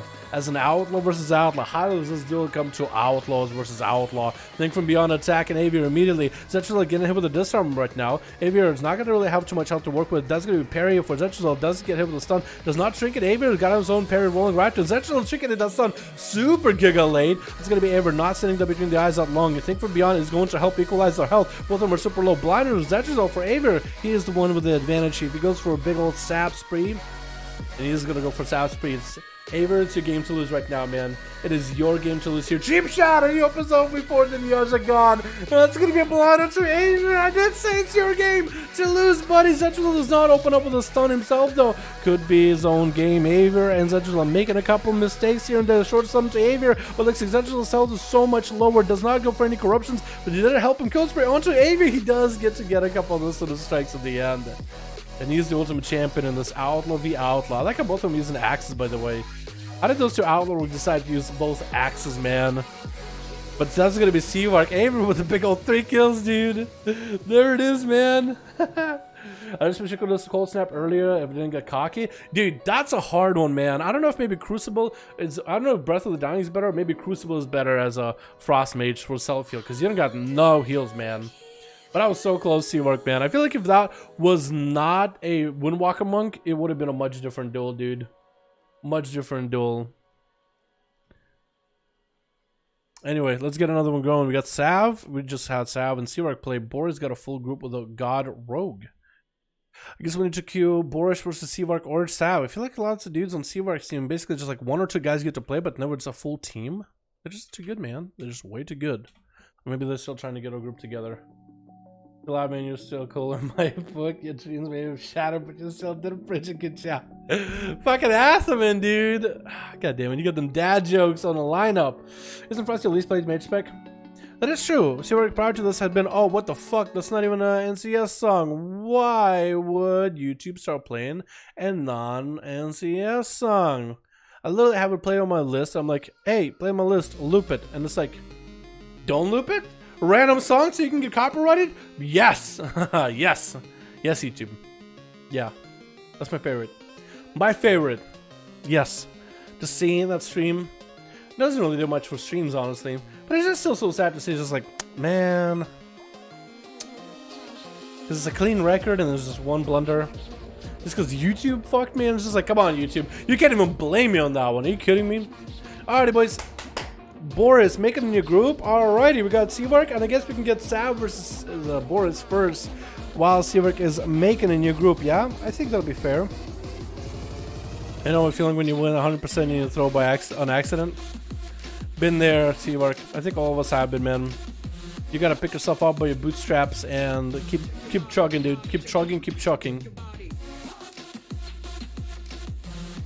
Got a new group of 5. I'll get Boris with Sav, and we've got Matuk also on standby. If Matuk also has a group. Did I save that one? I think I did. So we should be good. Boris, Sav, are you guys good to go? I really enjoyed the game. Your rogue Seawork, you're amazing, good at the game, and you're almost fastest. Yeah, Seawork's pretty fucking good at it, man. Pretty good at what he does. Hopefully there's a dumb pally. I haven't seen him confuse on one. Hopefully there was a dumb pally. It's funny to see him when they confuse him when you won. There's probably one out there somewhere, right? You never know, right? You never know. Dalaran, let Hell Shadow versus Boomasaur, full group. You Hell Shadow versus Boom. We can do Hell Shadow versus Boom.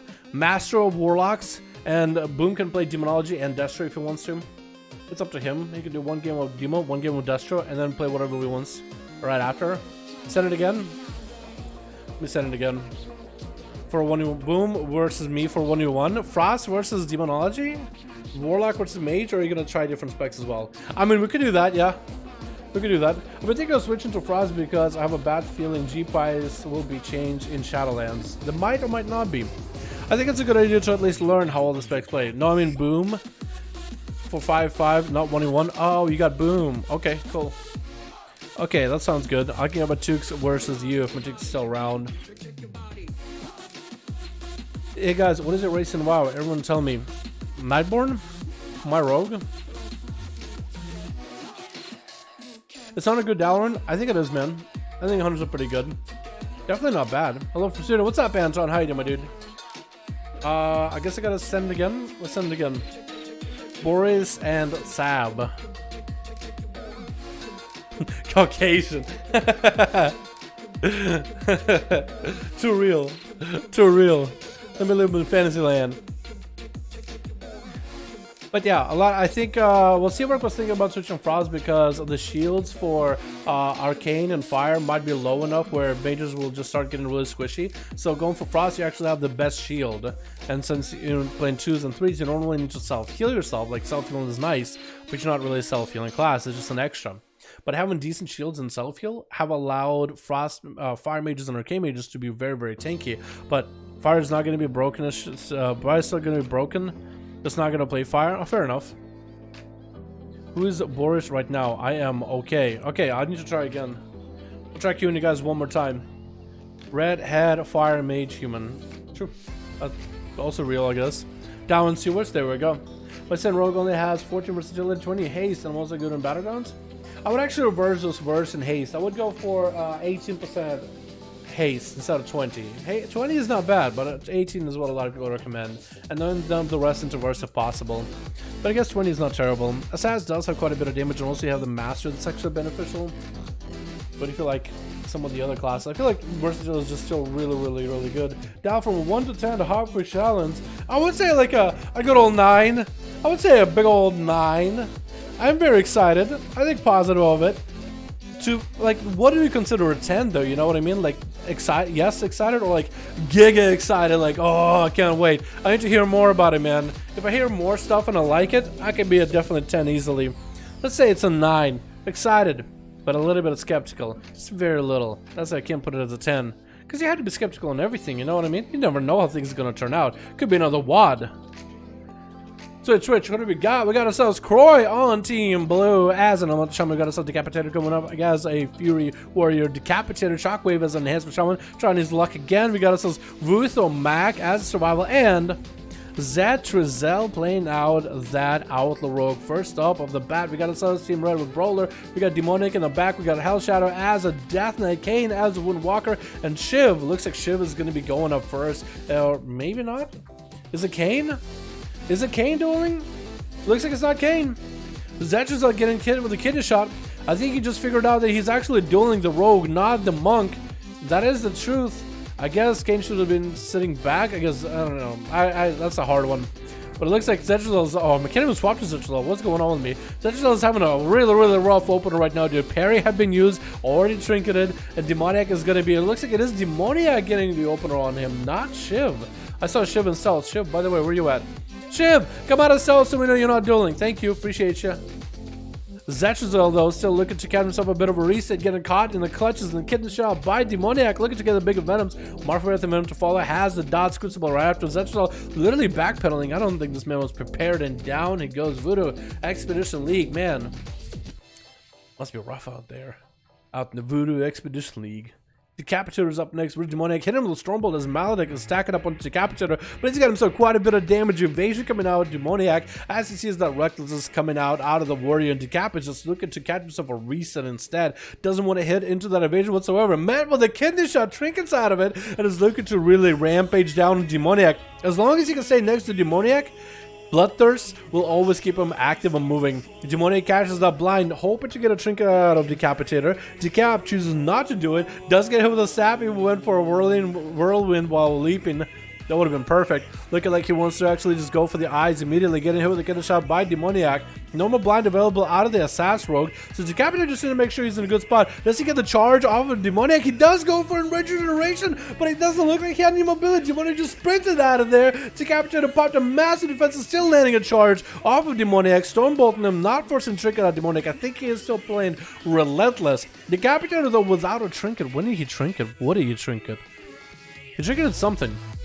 I thought he had a trinket still, but it's going to be a kidney shot, but Demoniac getting quite a bit of free damage, letting the dots right down to Decapitator, and down he goes. Demoniac taking 2 under the belt. That's going to be Shockwave up next as an Enhancement Shaman, trying to get on top of Demoniac. It's going to be Demoniac with the Twilight Devastation beams coming out. Big Thunder on Demoniac. Going to be a Cloak of Shadows for Demoniac, but Shockwave does end up running him over by the looks of it. Down it goes. Kane is up next, landing a leg sweep on the Shockwave. And that's going to be the Twisted Appendage. Shockwave walling it up. Needs to zap the Twisted Appendage from a distance. SP, that's the second appendage right now. Double appendage. Not looking all that good. Dropping down the Sky Fury Totem. Is that going to give him any more healing or damage? I think he was just trying to go for a heal. Going to get hit with a bike back himself. I think he was trying to go for instant cast heals, but didn't have the resources. It looks like Shockwave is going to be going down. Kane does hit him. I think it was Infinite Stars. One of those guys says Infinite. And Croy is up next as Kane trying to give him a bit of an antidote, but looks like he's slow. It looks like he's just trying to walk at the guy. Does get hit with a Hex. It's going to be Twisted Appendage breaking him out immediately. Kane does kill the Twisted Appendage. It's going to be the Storm Alien right now next to Croy. Is trying to go for a big old setup with the blood of the enemy. Karma coming out for Kane. And Croy is going to knock the monk back. Tiger is lusting back over to the Elemental Shaman. Kane still has a trinket in case there's a Lightning Lasso. Croy's not looking all that healthy anymore. Lightning Lasso coming out, going to be a trinket out of Kane, and a harpoon out of Vertha Muck immediately. Kane trying to see if he can just bike down Vertha, unless he's the one with a bike right now. Stone onto Kane, looking to end him right now immediately. Going to be incapable to the pet. Leg sweep on both the pet and the hunter. Fist of Fury trying to actually fist both the hunter and the pet. Cancel the Fist of Fury to go for a Rising Sun Kick, because looking to back up a little bit. Vertha not letting him catch the reset, not at least allowing him to catch an easy reset. And hopefully he has the pet that is able to put a Mortal Strike onto Kane to reduce the amount of healing he gets. Manic Bandit is coming out for Wutho, trying to force Kane back to him. Kane, super low on health, trying to go for a Vivifier too. Wutho needs to interrupt those heals immediately. He's going to hit him with a freezing trap as he's trying to get around the corner. Throwing a grenade in the face. It's going to be a Fist of Fury. Locking down. Wutho actually cannot get into the Fist of Fury. He's getting parried. Kane is going to be trying to swap to the other side of the pillar. Needs to catch up on heals immediately. Wutho is basically already there at that pillar. Kane can't even stand still to catch himself Vivify. Looks Looks like he might be going down right now, trying to heal himself with a Crucible. Could maybe turn his damage around, trying to verify in front of Vutho's face, and is going to pour it away. Does he have any more ability to follow? Does he have anything left? Fist of Fury trying to parry out the damage. Does go for Expel Harm. Could turn this around. Whirling Dragon Punch in the air. Did not do anything out of it. It's going to be his wall as well as reverse magic right now. Diffuse magic, excuse me, to deal with some of the poison damage. Vutho trying to get himself for a bit of a heal. It's super close game. Karma right now. Vutho has Turtle Shell. He can actually wait out the Karma while in Turtle Shell. Kane actually leg sweep the pet. I was thinking why the pet is out in the middle of nowhere. Freezing Chopper to Kane. Vutho will not have himself a heal. If he has the pet stun and some damage, he really could take down Kane. Is he gonna go for a camo right now? He essentially could. He's trying to get himself a reset. Kane feels the advantage right now. Plenty of health. Gonna be a stun by Vutho. If Vutho plays his cards right, gonna go for Aspect of the Eagle. Bike running at him. This is gonna actually get hit by quite a bit of damage from the bike. Acceleration going back. Has the health advantage right now. Kane trying to go for a touch of death. Needs to take down Kane before the touch of death takes down. Does end up slamming him out with a man advantage to follow. Vutho is your champion on Team Blue. Survived past Kane. That could have been the shortest duel ever. Or the shortest session, I guess. And Hell Shadow, I think you gotta give him an auto duel, man. Let him wait until he gets a full manning advantage. Just wait. It's literally 30-second CD. It's not gonna take long. It's gonna be a bow from one champ to another. Let Ruthimek at least start at full health, man. At least let him start at full health. I beg you. Yeah, there it is. Manning ban is only at 8% dampening. He got himself quite a kill. Look, he's full health. Now you can tear each other apart. Now you guys are allowed to. Vutho is ready. It looks like you're ready. He's going to take the first hit. Vutho lets him out, lets him know with a nice poison sting. He's going to do it. Bike running out of Hell Shadow is going to pop AMS for some of this damage. Vutho getting already surrounded by the Abomination and all this best. Look at you get the hell out of there. He's going to be Stranglehold. Hold him down. Does shrink it out of this short stun onto Hell Shadow. He does IBF out of it. Vutho still trying to continue running. Does go for it and get hit by a bike himself. Down he goes. That was just the fastest duel ever. From both of you. The both teams. What was that? Yo, Vutho, man, he survived past the Mung, dude. Barely, narrowly, just holding it in. Hanging in there, dude. That was just so clutch. That was a gut-wrenching duel, dude. That was actually enjoyable. That was intense. Alright, let's get another one going. Yeah, boys? Let's get another one going. That was interesting for sure. Seabrick is here. What about Matux? Is Matux around? Does Matux have a group? Or is Matux AFK for now? Will Void Elf, Windwalker Monk have lots of Verify without delay on cast? Yes, because they're racial, yeah. I don't think it will make that much of a difference. The delay is really not that bad compared to like Classic. I would say, at least I would say. It definitely doesn't make some difference, but I don't think it's enough to be like, wow, you know what I mean? Otherwise, I think we would see all the Alliance players, like if delay was that big of an issue, let's say you're doing a raid or a dungeon and you have like AoE damage happening. As a mage, you for the most part are not that much. I think you actually get delayed only if you take direct damage from an enemy. That's not even by much, like actual auto attacks. I don't think AoE mechanics do it.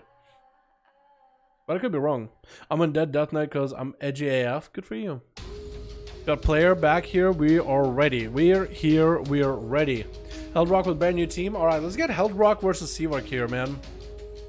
I don't think those two really get to duel one another that much. Heldrock versus Seavark. We get player back in there as well. We'll do it like this. Well, Boris here. We have player here. And will set themselves up right after. But yeah, I don't think that's cool racial. But it'd be hilarious if like all Alliance, mages, warlocks, all Void Elves. But I think right now still like human is better on Alliance. Or maybe Void Elf is actually that much better as a caster. Maybe Void Elf is actually better because they do have that 5% extra damage thing. Which actually counts as its own ability. It doesn't just make it damage do 5% more, just whatever hits you do, 5% goes into like that other buff that you get. Or a heal. And it's interesting because you get like very, very little numbers and you're like, what is that? And you realize it's the racial. Kind of cool. Alright, let's get another one going here, boys. Who do we got? Switch. We got ourselves Team Blue with Heldrock leading the charge. We got ourselves Jake Boy Swag in the back as a... You don't really look like a Death Knight, but you are a Death Knight. I guess the skin is not all that pale. We got ourselves Snibs in the back. We got Spooky Boo as a Shadow Priest. And we got Swole Tyrion. I called you Swole Train like for a year and a half the one game, dude. My bad. It's Swole T-Run. We gotta call you Swole for short. We got ourselves Avier on Team Blue. We got ourselves Boomer in the back doing a jig. We got Seavarkus Frosty. We got Zitikus haven't got to play yet so far. And Zachary as a Monkus, dude. Monk versus Monk. Swole versus Zach, dude. It's gonna be so hard. I mean, look at that. Look at those butt cheeks, man. Look at those. I can't see the butt cheeks anymore. But yo, Swole, as soon as you get off your mount, look at those butt cheeks and look at those gluteus maximuses. There's two of them, dude. Gluteus maximus gigamus. Omegamus. Alphamus.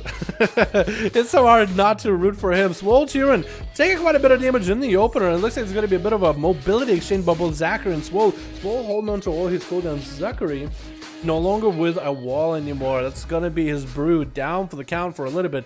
He does have not dampen harm, but rather Fist of Furies, dude, just parrying one another on his fists. But it looks like Swole is actually getting quite a bit of pressure into Zachary, forcing out that karma. Zachary, he has to make sure he's not falling behind too much. Haymaker is going to knock him in the other direction. Swole will get himself a nice Vivify. Actually, I think he almost finished the Vivify, but didn't quite get it.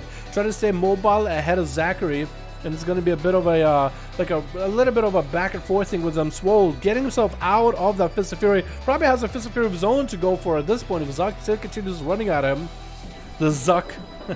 Mally rolling onto Zachary. Could reverse it back actually with the diffused magic. I think that's exactly what he was trying to do once it's a full stack. Should be reversing right now. Lexi onto Swole. Check inside of it. Fist of Fury keeping him alive by hair. Trying to reverse it. Mally, but that's going to be a big old kick, but a big old boy. And down goes Zachary. Played really well, I would say. Played really well. Seawork is giving him basically an honor duel with a poly. And I think that's exactly what he's doing. I think he's actually more or less giving him polymorph honor duel. But he wants to make sure that he does get a Frostbolt Atom. Swole backing up for a second. It's going to be another Monk duel here, boys. Look at Swole. Look at that. Dude, he parked his image right in the wall so you can see that ass even better. Look at that, dude. Oh. Oh. What a beaut. She's a beaut, ain't she? Now that's how you cultivate strong, cool Tyrants. Swole Tyran versus Seavark. That's going to be mobility versus slows for days. And Seavark had himself a bit of a duel against a Monk before. He's actually going to let that polymorph stay there for as long as possible. Going to go for Ice Evades. Popping up big damage, big shatters onto Swole, who's actually going to bail out of this. Seavark does not have a blink. He did have Swole Tyran in quite a good position for a moment in order to keep him like at range. But he was near a wall. If you can put him somewhere in the corner of a room where it's going to be like a lot harder for him to roll out of it, then I think he'll have a much better position. But it basically essentially comes down to getting Swole Tyran out of that corner. That's essentially all you can do.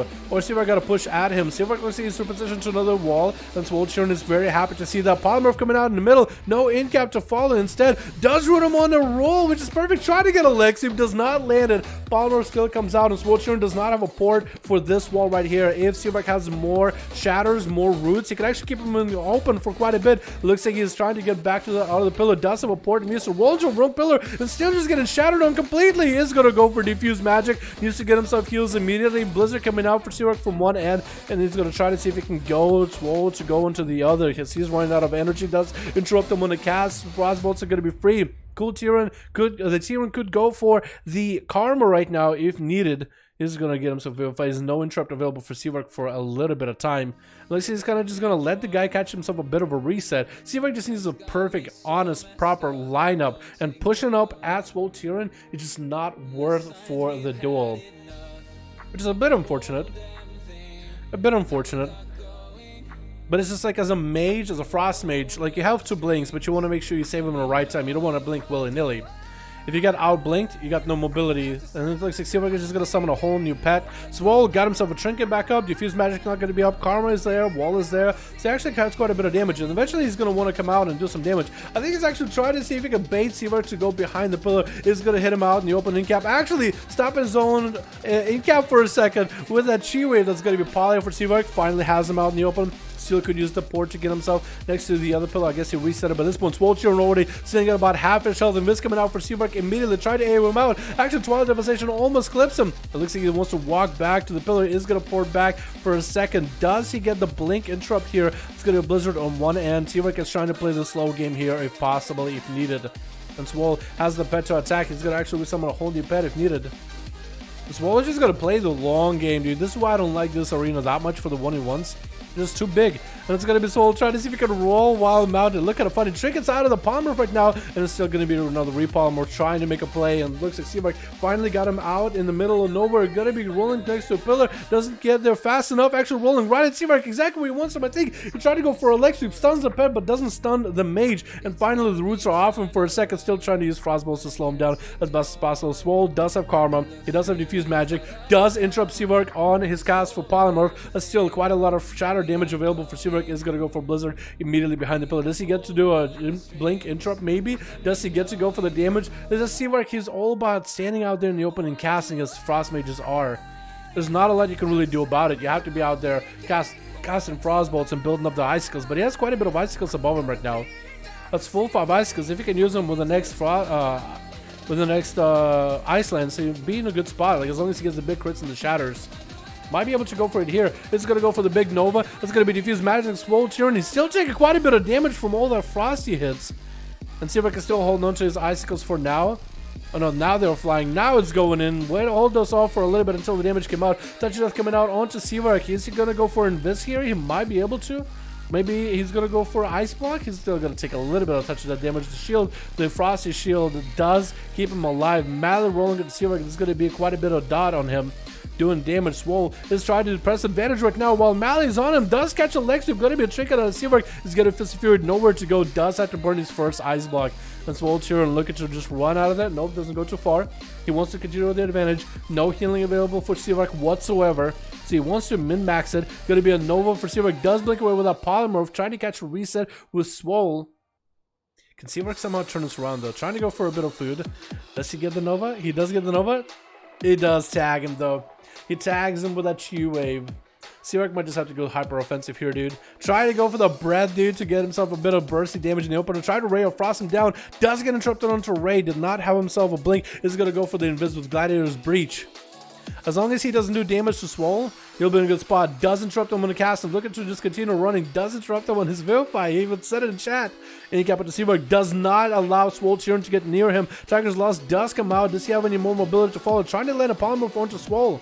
I do wonder if for Frost Mages, a Ring of Frost is actually better. I know that they have to choose either between better slows or Ring of Frost, but I wonder if getting somebody like low and then Ring of Frost in them and then shattering on them after might be a better situation than polymorphing back up. It's going to be Swole trying to go for a bit of damage with his images right now. The Seamark is trying to continue kiting him as best as possible, trying to avoid the Swole Tyranny and let the images attack him. If anything, Swole does not have any crazy corruptions for this one though. At least I don't think he does. He could have the bleed one, the gushing wound. 8 minutes in though, boys. 19% dampening. Seamark is on his last ice block here, and that's going to be in cap before he even gets to open. Didn't even Nova him. He's super DR from any Novas except for the Ice Nova. That's I think on its own DR. But that's going to be a polymorph. Seamark might be able to get himself a reset here. Might be able to get some food. He could get the pet out in the open and Nova Swole Tyranny if anything. Might be able to Nova him around the corner. Doesn't get it, trying to go for food. Does mount up instead. And Swole Tyranny does dismount to try to kick him. Dragon kick to follow. Burning quite through a bit of mobility just to catch Seamark. Even Tiger's Lust, actually, he doesn't have any more mobility to follow. Does have diffuse magic to get him out of a route once.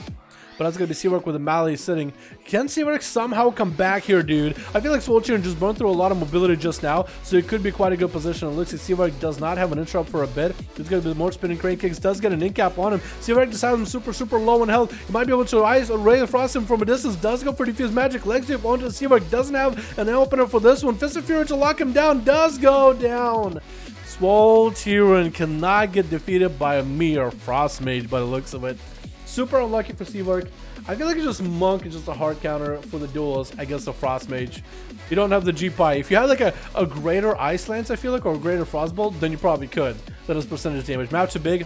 That's probably what did it too. Boomstar having to go up versus Swole Tyranny. That's going to be a touch of death, summoning a whole new Wrathguard. Gladiator's Breach does go for Invis. Does that touch of death still hit him while in Breach though? It doesn't! It works like an Invis or a Vanish. You actually can Invis the Touch of Death. Seamark, you could have Invis the Touch of Death with the Gladiator's Trinket. I think it's a minute cooldown while his Touch of Death is a 2-minute cooldown. That's so broken! He actually avoided all that damage by going invisible. As long as you get line of sight and the Monk cannot retarget you. I know he only touched him once. I did not know that. Stone Swole. He's going to go for a Haymaker onto Boomister. Just going to knock him way out of the park. and go for a couple of verifies. Boom. You gotta find a way to beat this beefcake. I honestly thought Swole Tyrann was Boom for a while, but it isn't. He's just a man of his own. Unless it's a Boom, so playing two characters right now, trying to give us a show.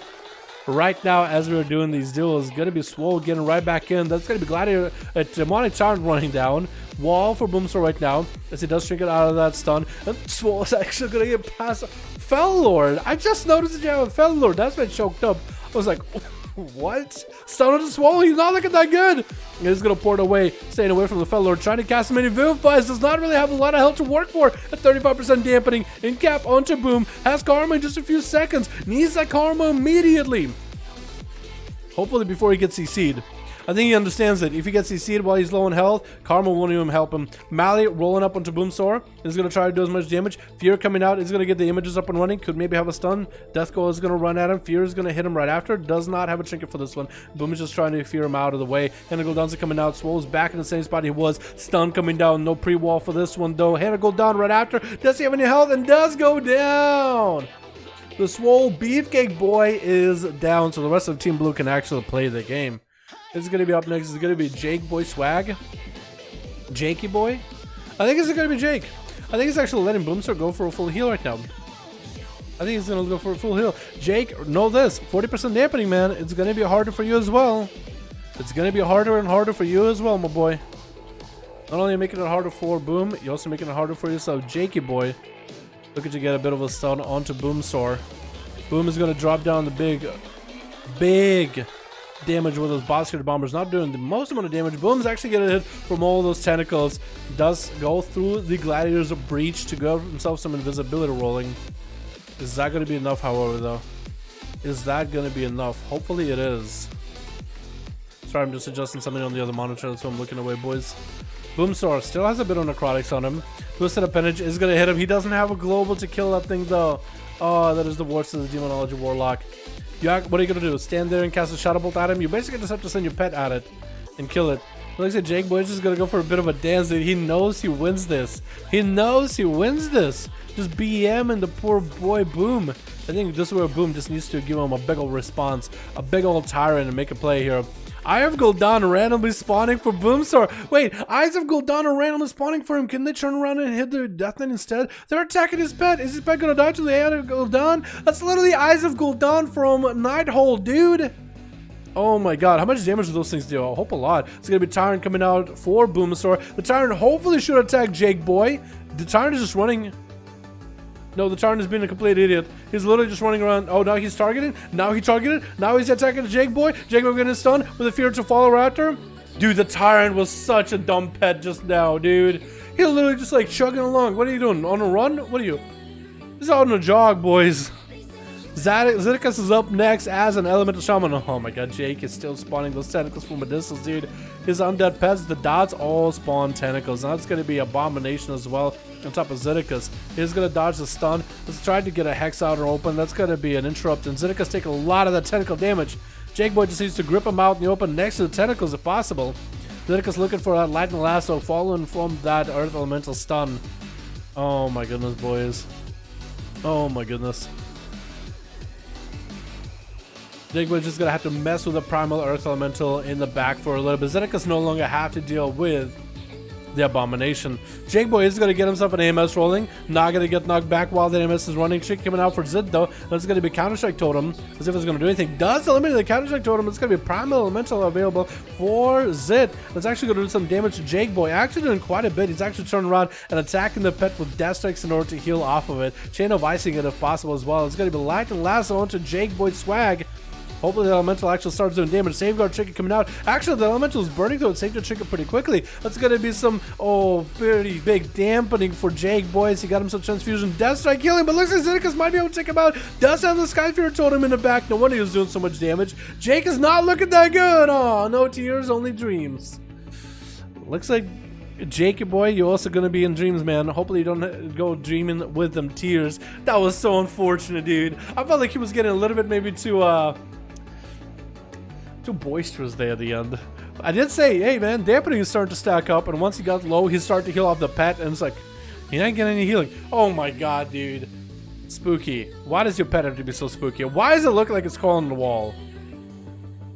Now, the World of Warcraft spider pet doesn't give me the creeps until it's in this position. I've never had it give me that much of creeps until it's like a corner dome position like this. It's like I'm trying to climb a wall. I don't like it.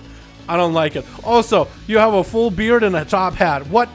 You're looking beautiful. Gonna be siphoning onto Zidicus in the opener. Does try to hit him with the Mind Flay. Does connect. Zidicus taking quite a bit of damage in the opener. 63% damage. Zidicus better make a play. You're not gonna be able to heal yourself. Better make an offensive play immediately. Spooky Boo to stand on top of the guy. Is gonna get hit with a stun. Does get a stun to Zidicus. Looking to land the executes. Void Bolts to follow. Lightning Lasso after. Not shrinking out of it. Gonna be very, very short. Zidicus somehow escapes with a little bit of modicum of health. Stormkeeper is up and running. Spooky Boo does not have the greater fate anymore to deal with this. Zidicus no health available. How is he healing right now? It's gonna drop down Sky Fury Totem. Hopefully those healing surges help him a bit. Does have one more lightning bolt to follow. Is trying to see if he can get a hex to the Spooky Boo. He's just gonna hit him with a dot and run out of there.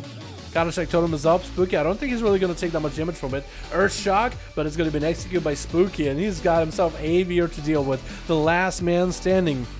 I think it's the isn't Avier the Outlaw Rogue? Yeah, the Worgen Outlaw Rogue. Got himself, I think, a little bit less of corruptions than before. 68% dampening is gonna make this game quite a long game. Stun onto Avier right now. Does Blade Rush to Spooky after plundering armor, and it's gonna just walk out of there while Siphon is attacking his. I don't even know, what is Siphon attack? Is it still like Mind Blast? Like, it attacks his mind, or is it just like a slurp? Is it like a spoon and just slurping his essence? Like, what does Siphons do? I know they used to fear. That's going to be a stun onto Spooky right now by Avier. They're both sitting at about similar-ish health. No more defenses available for Spooky, though. Might have some CC available for Avier. Maybe like a fear? No, he already used the fear earlier. Interrupt on Shadow. Spooky just doesn't have anything left. Avier still has a Cloak of Shadows if things go bad. Spooky might... I don't even know how he's going to survive this at this point. I think it might be the end of the game. Vanish coming out for Avier. And Spooky does go for a life swap. That is allowed. That's okay. Spooky does get himself quite a full new health bar stun onto Avier. And it's going to get us execute. Void Bolt. Cloak of Shadows coming out by Avier right now. This seems to auto attack him once. What is going on? Oh my goodness. Blinded to Spooky. And is still alive. By the way, if you guys saw Snibs heal somebody back here, he was healing Held Rock. He's trying to re-heal before, in case he does get a duel today. In case he's the one getting a duel. Avier trying to go for some food and munching down on that mana bun. Oh, I don't know if he's going to be able to do it. Fear to follow Spooky. I think got him here, boys. Siphon, and down it goes. How many kills do you have, Spooky? 2. Yo, Swole Chiron, Seaward just had a hell of a game with one another, dude. Back and forth. Lots of healing from a Swole Chiron boy, man. Lots of healing. Jesus. Alright, boys. I think we got time for at least one more, yeah? What are we gonna have for one more? Who's it gonna be? I do like Hellrock's team, dude. I like Spooky. A gnome? He survived it too? Life swap feels bad, man. Life swaps are allowed for Shadow Praise, dude. Otherwise, Shadow Praise don't have any viability in duels. But that man played really well. I gotta give him credit. I gotta give him cred. He's a gnome too, dude. With a top hat. Like, how can you get angry at that? Go, Shadow Praise. Hell yeah, dude. Russian, what's up? Zdarova, Nikita. Zdarova, drug. How's it going, my man? The sky is up. True. But fear spam makes me feel good inside. True. So do you ever decide what do Shadow Fiends do, or Siphians? Do they slurp your soul, or do they just attack your brain and give you the dumb, give you the big dumb? Let's do a rematch. Different people will go first. I think I got this down. I'm gonna start playing this every time we're making a group. New group 5. Ready? Me and I haven't played. Player and Sav. Should we get Player and Sav back in then? Because Player and Sav barely get to play. So here in IRL. What's up, fam? Like the beard, Dala? I need to trim it a little bit. The beard itself. There was a little. When I went to the barber shop, they left it a little too long at the bottom. But didn't you just trim it up myself? Oh, they kept the mustache long. So I'm happy about that. I need to do a better job putting wax in this thing because it just gets the hair out of the way. Sorry I'm late. AJ, how you doing, my man? Dude, you got some great games today. I think I'll just watching it later, man. Yo, how's it going, dude? Hope you're having a good one, man. Don't worry about being late. You're still beautiful in my eyes. Started once with 30% dampening. Played once. Unlucky, man. Unlucky. But it's not like I try to take everybody in chat. I take groups, boys. I take groups. I always recommend all of you guys to join as many as you can, as often as you can. And if you guys ever have questions on how to join these groups, you're all more than welcome to. But I can't like track every single person who got to play, who hasn't got to play, who got to play at full game, who got to play at 50%. So I cannot get everybody. That's just the life. That's just the real thing about it. I try to get as many people as I can though.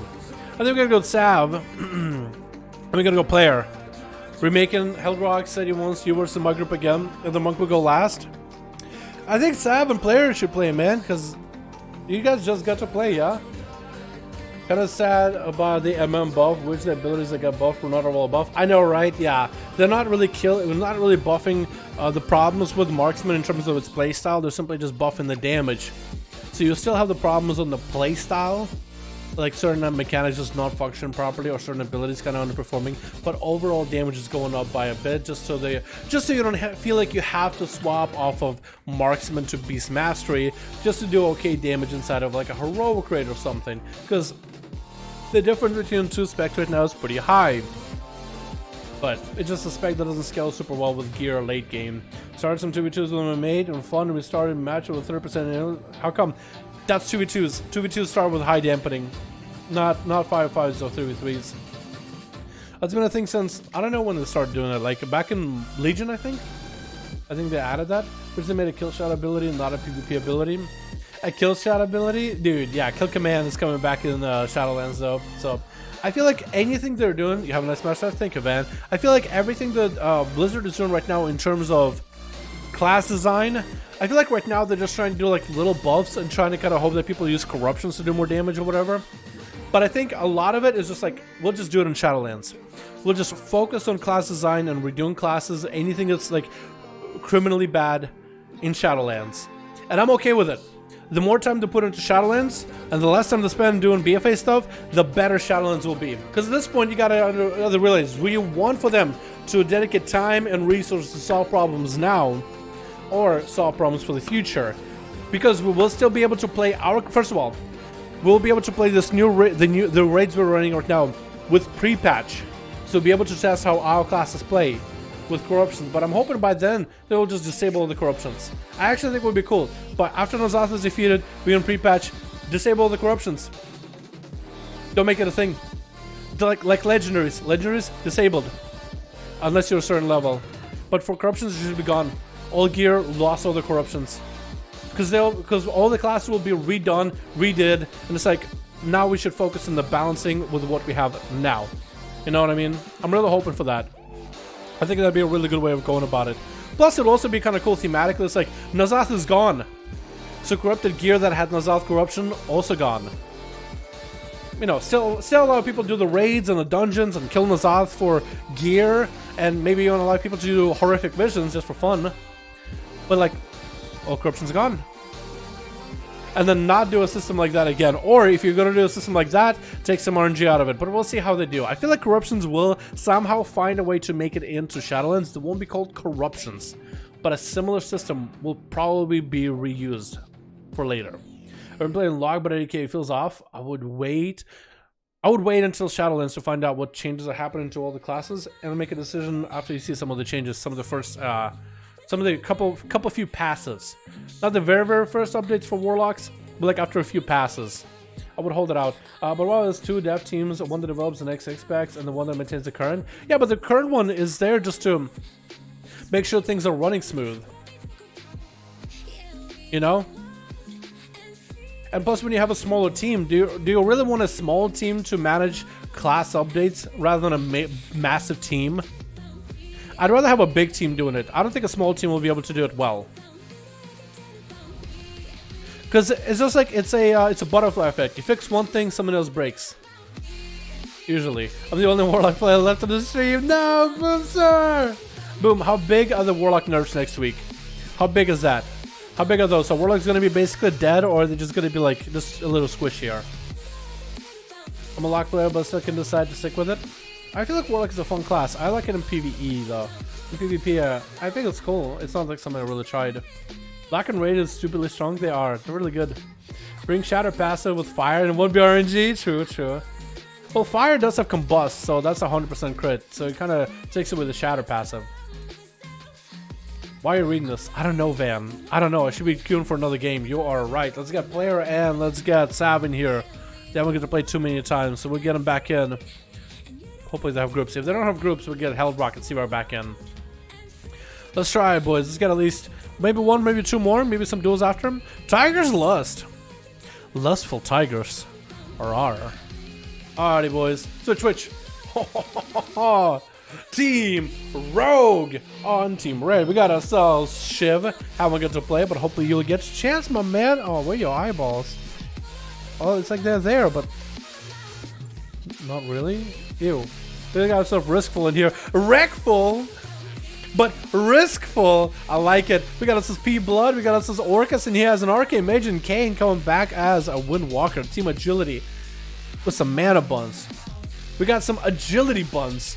That's basically what I would call this team. We got Croy, a bad name actually. Croy, agility, not Croy's name.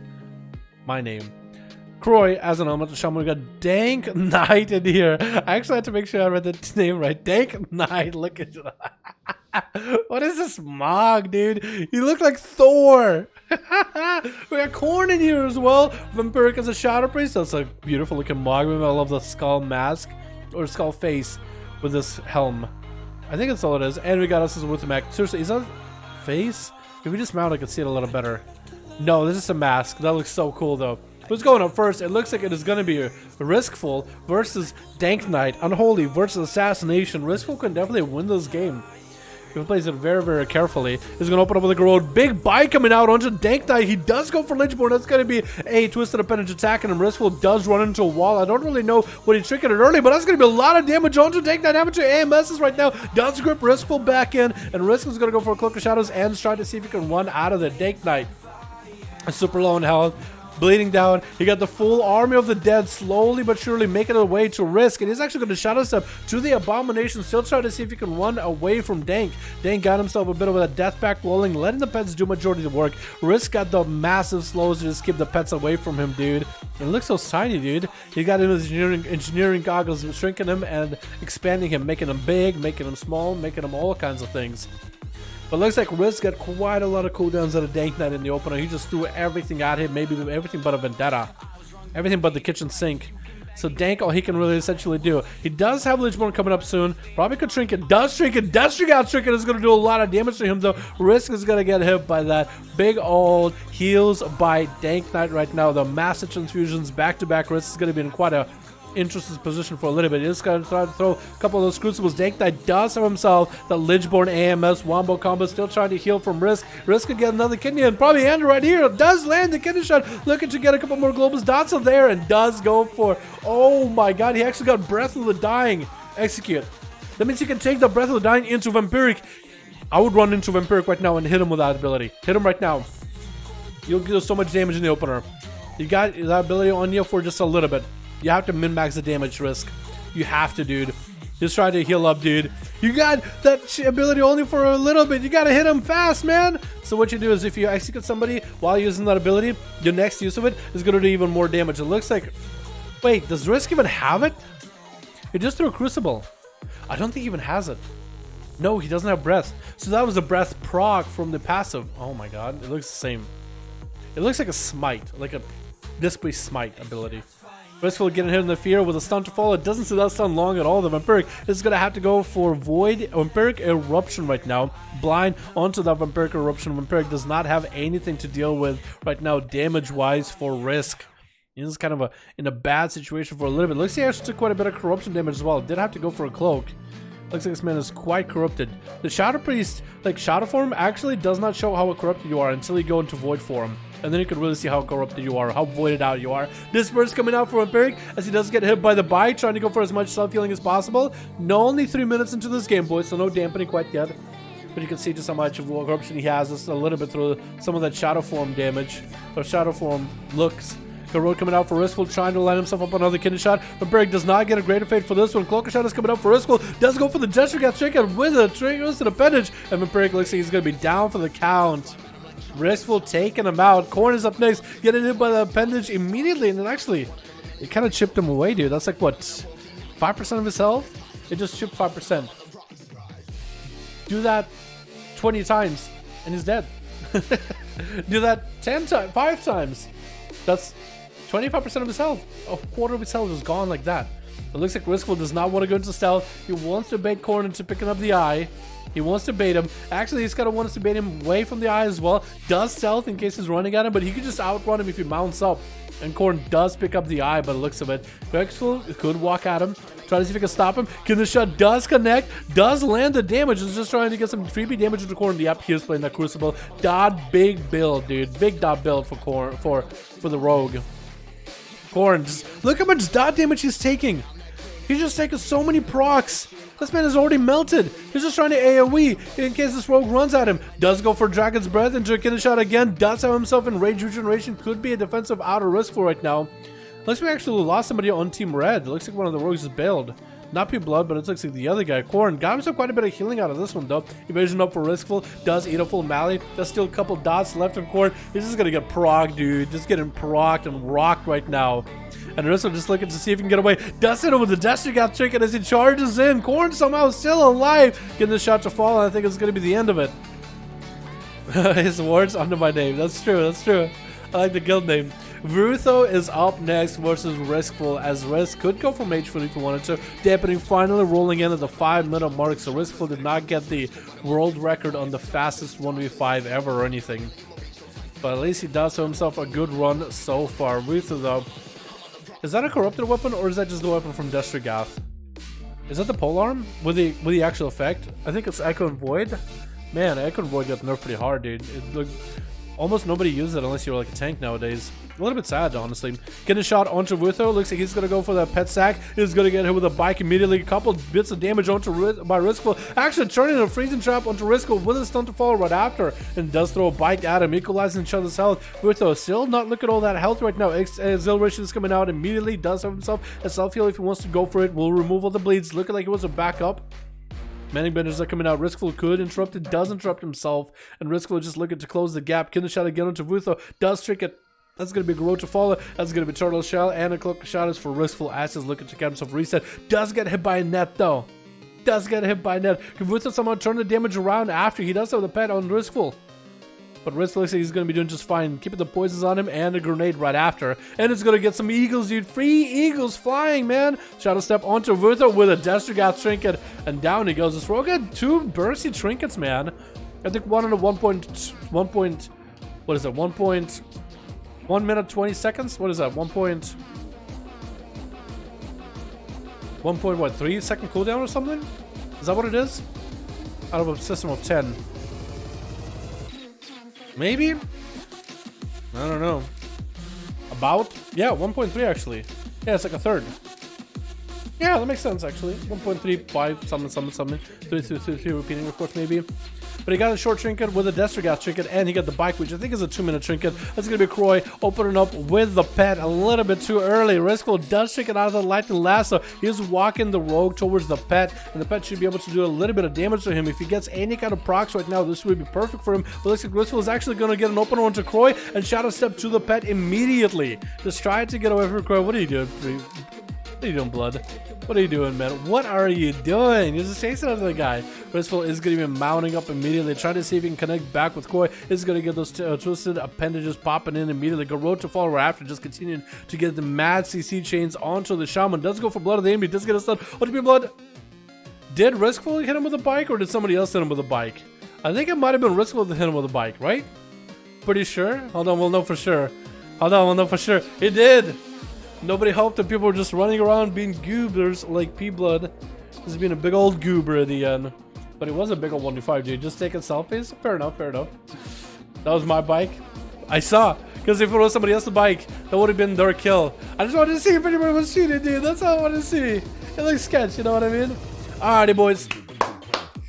7:02. Do we go for more or are we Dunsky? Now, do we go for more? Or are we? Dunsky. How many of these do we have? 148, dude. That's quite a lot. I think we can call it here, man. If we don't more, we're ready. I think we can call it here. My throat is starting to get hoarse. I'm starting to cough here, boys. I think we're gonna call it here. We had a couple good games. Actually, a bunch of good games. I haven't do one duel today. I'm sorry, player.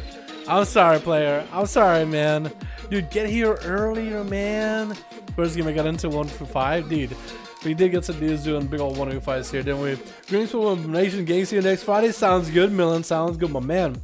I'd gear by 50 item levels feels bad. Aw, man, I'm sorry. Really? 50 item levels? That seems like a lot.